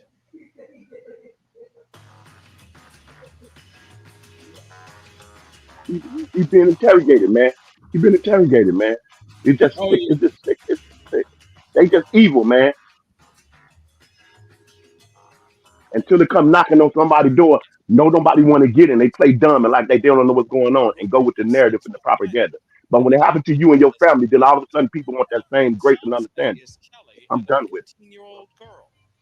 Here are some highlights from the program. Let's talk about the tape. When I talked to your representatives, they said you had not seen it and don't want to see it. Is that true? That is absolutely true. Have you ever made tapes? Well, I've done a lot. Sex tapes? I've done a lot of things in my life, man. That You keep asking the same shit. To rest everybody's mind that yes, I've seen the tape and I'm telling you what I told you because I knew I didn't do it. I told you, bro, what it is. Why are you still? You know, because if someone on that with I me, have to go look at a tape that I already know I didn't make, I don't think that rests their mind. It wouldn't rest my mind if someone said that. Do you understand the skepticism though? Let's take you out of it. Let's say it was. Ain't that sound like the judge, right? Do your client understand that he can get more time? That you mean him. You know that. I can't say what he means. I don't know what he feels. I will tell you that because we have had a myriad of calls from people, including Mr. Hankerson. He feels that you mean him. What? Hold on, Hankerson. On BET tonight. In America, we're innocent. They have to give me. I have to follow some advice. You know though that he feels that you mean him. You know that. I can't say what he means. I don't know what. What the fuck? Hold on. I gotta go back. Because we have had a myriad of calls from people, including Mr. Hankerson. He feels that you mean him. Mentioned him publicly before. There's been word that an old protege. Well, I never said Barry Hankerson. And unfortunately, man, like I say, I'm biting my teeth here. I wish that I could say a lot of things because I owe it to my fans. That's why I'm here. I owe it to people. I owe it to my family and myself to be here. And I'm making a big step to be here and talk about this. It's just that I'm doing it with a hand behind my back. I can't say a lot of things, unfortunately, and I apologize for that. But you know, I hope that people understand how the legal thing goes. Especially when you're a celebrity, the first thing they do is tell you can't say anything. I'm not even supposed to be here talking about it, but I just feel I have to say something and be here. I mentioned Barry Hankerson only in the sense that you had mentioned him publicly before. There's been word that an old protege. Well, I never said Barry Hankerson. Well, I'm just going on what. Let me. You tell me if you said this. This is supposedly from you. Audio. I have an ex-manager that's been on my back. A lot of people know about it. But when the smoke clears, you guys will really be able to know exactly what's going on. People are trying to make money off my music, and my name is very, very negative way. I've been blackmailed for the last 4 years. I didn't give in. I'm still not going to give in. There are a lot of people who are very jealous of me, and they're trying to destroy me. Did you not mean Barry Hankerson here? Well, I can't really, like I say, because of the legal thing, I can't just name names. I've had a lot of managers in the past, but right now, I can't say this man's name. I just can't. I wish that I could. Believe me. I wish that I could because Barry Hankerson. Just a regular Robert wants to, but if I'm paying lawyers to clear this and make sure that I'm okay and whole that, then they have to give me. I have to follow some advice. You know though that he feels that you mean him. You know that. I can't say what he means. I don't know what. Don't they say a hit dog a holler? They say a hit dog a holler, right? So if he puts something out and Barry Hankerson feel as though it's directed at him, he must feel guilty about it, right? Absolutely. What up, J-Rock? What's up, everybody in the chat? Sorry for that. I wasn't able to see the chat for a period of time while that video was playing. But what's up, everybody in the chat? What up, J-Rock? What up, Big Vibe? What up, Derek? What's going on with you, my dude? Man, nothing much, man. I've been following the live for a little bit. Me and one of my homeboys hung out for a little bit, and I decided to jump on. First off, Sparkle, that's your fault. You jumped out there and wanted to bring in other producers for your album. What the hell for? The album that the man already had worked with you on, the shit went platinum. So why would you decide to bring in other producers on your album, knowing this man had already gave you put you in a position to get a platinum album to begin with. But then when it didn't work out with the other producers, it fell apart. Now you're gonna be mad at him. That's your decision. That was your fuck up. You did that. Mm-hmm. That's number one. So for her to have any animosity against R. Kelly didn't tell you to bring no other managers around. Because he said he was going to handle it. And based on his track record, why would you go anywhere else? Because she was getting the boots knocked, man. Mm-hmm. That's it. But you know what else this was about? Her doing that, she was trying to exercise some control and power of her own. Uh-huh. That's what she was trying to do. And she had a Negro in her ear that was knocking her down. I'm telling you, man, that Huff dude that she ended up. Steve Huff? Yeah. Mm-hmm. He was knocking her down. He clouded her whole judgment and made her make a mind-blowing decision. A career-altering and ending decision. Right. Y'all been having a conversation in the chat. I'm trying to get caught up, boy. This motherfucker seems like it's gonna take me forever. It just might. Now, and I completely go back and I gotta address something else. Vi, when you came across the part in that damn video when Chris Cuomo said R. Kelly could face up to 51 years, dude. And this was back in 2004. So 20 years later, they basically spoke the shit into existence. Yep. That's what the hell they did. The fact that he got 30 years and then Chicago gave 20 years with one consecutive. You add it all together, it is 51. Yeah. Mm-hmm. And when you brought that up, I even went back into the live and played it for my homeboy that was over here. Because he knows about this too. So, but he knows it through me, in which all the information that I get and what you guys provide. So what I do, I tell him about it, and I let him kind of put the pieces of the puzzle together. So when I went back to that part and I played when you said, not when you said, when Chris Cuomo said that R. Kelly would be facing 51 years, I said, remember, R. Kelly got hit with a 30-year bid in New York. Chicago comes back, hits him with a 20-year bid, but throws an extra year that's consecutive. So if you had 30, 20, and 1, I said, what is that? He said, that's 51. He said, didn't Chris Cuomo just say that R. Kelly was could get hit with 51 years? And he was like, I'll be damned.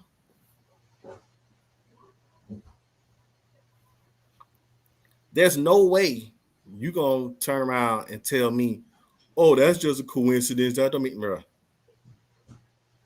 Ain't that many coincidences in this damn world, man. Nah, that ain't no coincidence. That's some ish for the conscious mind right there, buddy. That's astounding. That is absolutely astounding. And people wonder why we don't buy into the bullshit that all these main platforms be trying to put out. See, it's shit like that is why we don't buy into it. Because if you in the know and you pay attention, and like I said once before, the truth is out there if you're willing to look for it. But like Derek said a couple times already, he said, you got a lot of people that choose to be ignorant and they don't want to research shit.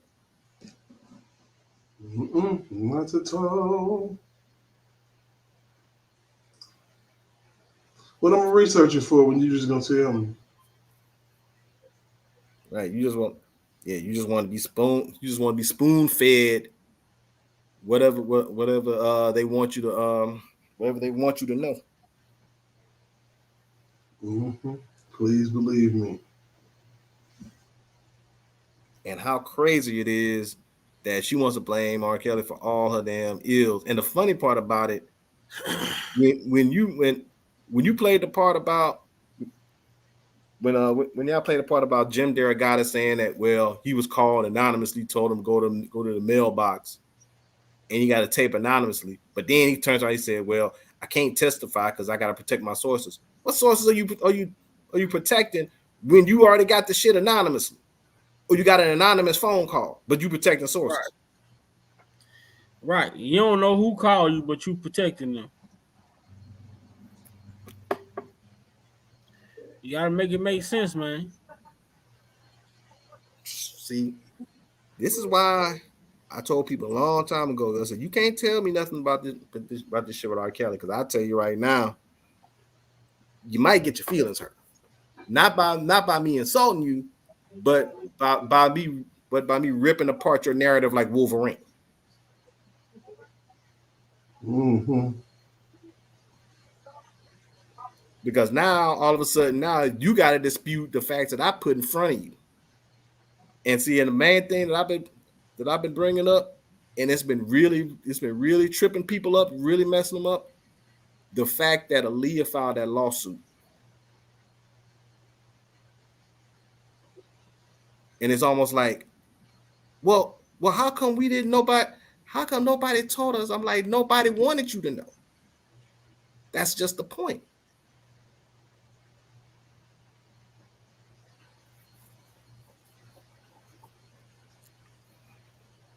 But man, that part when y'all played with Chris Cuomo, which is ironic because Chris Cuomo was on CNN, had Angela Rye on her show. Angela Rye trying to call R. Kelly worse than Thomas Jefferson. And then come to find out, she decides to say that Chris Cuomo made inappropriate comments about her when she was in a bikini that she posted on social media on for New Year's Day. I don't even think it was this year. I think it was last year. And now all of a sudden he the enemy to her now because she came out against him. Right. But you had no problem throwing R. Kelly under the bus. But now all of a sudden the same dude that helped you try to bring a punch out, tear him down even more. Now all of a sudden you got a problem with it. That's the bullshit in it, man. That's the bullshit in it, man. Well, I don't know how much longer. I'm probably not going to be on much longer because I got a long trip ahead of me in the morning. Got a long drive ahead in the morning, man. But I wanted to bring y'all something today that y'all can go back and look at this information. And most definitely, man, go and look up Sam Adams talks about R. Kelly. Just look up Sam Adams R. Kelly, and a lot of different videos will pop up. And listen to some of the things, how the state prosecutors was talking about the mold on the bag, this, that, and third. They had the tape authenticated and all this shit. But how do you say they saying that to the media, but then when they get to courtroom, it's proven that the tape wasn't authentic. Right. But this is how they try and control the narrative to get the people in the uproar. Mm-hmm. Hey, Derek, you gonna be live later on? Yeah, I'm gonna go ahead and jump on, man. We got Kale's Corner tonight, man. Bruh. Oh yeah, so I'm gonna be getting off, man. And I know you can deal with it in a lesser capacity, especially if you just. I can be packing and I can listen, put my headset on, listen while I pack and shit. Get ready. Also, man, for the people in the chat, I want to say I really, really appreciate you guys and ladies. Man, y'all been in that chat active today, holding it down. Great conversation. I've been reading the comments. Man, salute to y'all and to anybody who would like to donate to the channel, man. Feel free to do so, whether it's super chat or super sticker or cash out. Big Vi opinion, Big Vi opinion at Cash App. Like I say, any information that y'all have that y'all would like for me to look at so that we can discuss it, or if it's something that y'all have questions about that we can bring to the channel to have an open panel discussion about, feel free to send those questions or whatever to bigviopinion88 at gmail.com. Brother Muse, I don't know. Unc fell off. Derek, you already know what it is, bro. We going up. No, the only way we going from here is up. J Rock, Mr. Timeline himself. Make sure, man, and I want y'all to find that video. Let me see, so y'all can go back and get that video with Andrew Cuomo saying the 51 years, so that y'all could, when y'all show this shit to people, y'all can break it down to them like, how ironic is this shit? You know what I'm saying? Yeah. That this man got 51 years, you know, in and they said this shit over. They said this shit 20 years ago, and this really literally 20 years ago. It's one of them coincidence, I think not moments. Like I think not. Of course not. I'm gonna go ahead. I'm gonna jump off, and I'll be looking forward to getting on. Here it is, right here, so y'all can see the video. So when y'all go search it, type in y'all. This is the video right here. R.Kelly speaks out aimed allegations of child pornography in 2007, October 7, 2004, and you want to go to the 13. Just started about 12 minutes and 30 seconds. Started the 12 minute and 30-second mark, and you're going to hear him say that, you know, R. Kelly could be facing up to 51 years in prison if found guilty of all counts. This is where y'all find it. So make sure y'all get y'all screenshots so y'all can go and remember where to get this video at. You know what I'm saying? Make sure y'all screenshot it so y'all can remember where to go get this video and show it to people and tell them, like, how's it all in 2021, 2022, 2023, this man get found guilty and convicted, and the amount of time they give him equal up to the 51 years 20 years later. Crazy. It's as if they already knew. But yeah, go ahead and do that. I got one quick little run to make. I should be right back at the house jumping online, and we gonna do what we do. What up, A-Child? And once again, and so because I'm gonna dip on out. Vibe, much love to you as always. Always appreciate you. Already, man. I appreciate everybody, man. Y'all know we're gonna hold it down, man. Hopefully, I'm taking my laptop with me, so hopefully when I go out of town, I'll be able to do some live streams, be able to join some live streams, you know, for the most part. But Steph said, who else got a channel? Derek got a channel, Provoke Thoughts. Yeah. Most definitely. Yeah, come see me in about 45 minutes. All right. That's what's up. All right. All right, y'all, man. So as y'all seen it, man, we got a lot done today. We got a lot accomplished today. You know, these narratives, like we killing these narratives one live at a time. You know, we killing these narratives one live at a time. And if we continue to do what we do and make sure we bringing good quality, positive content, man, we gonna make a change. We're gonna make a difference, man. You may not see it right now and right off, but it's gonna happen. So with that being said, until next time, my boy Derek, we up out of this thing, man. Yes, sir. Yes, sir. Yes, sir. We catch you in a few, buddy. See you later.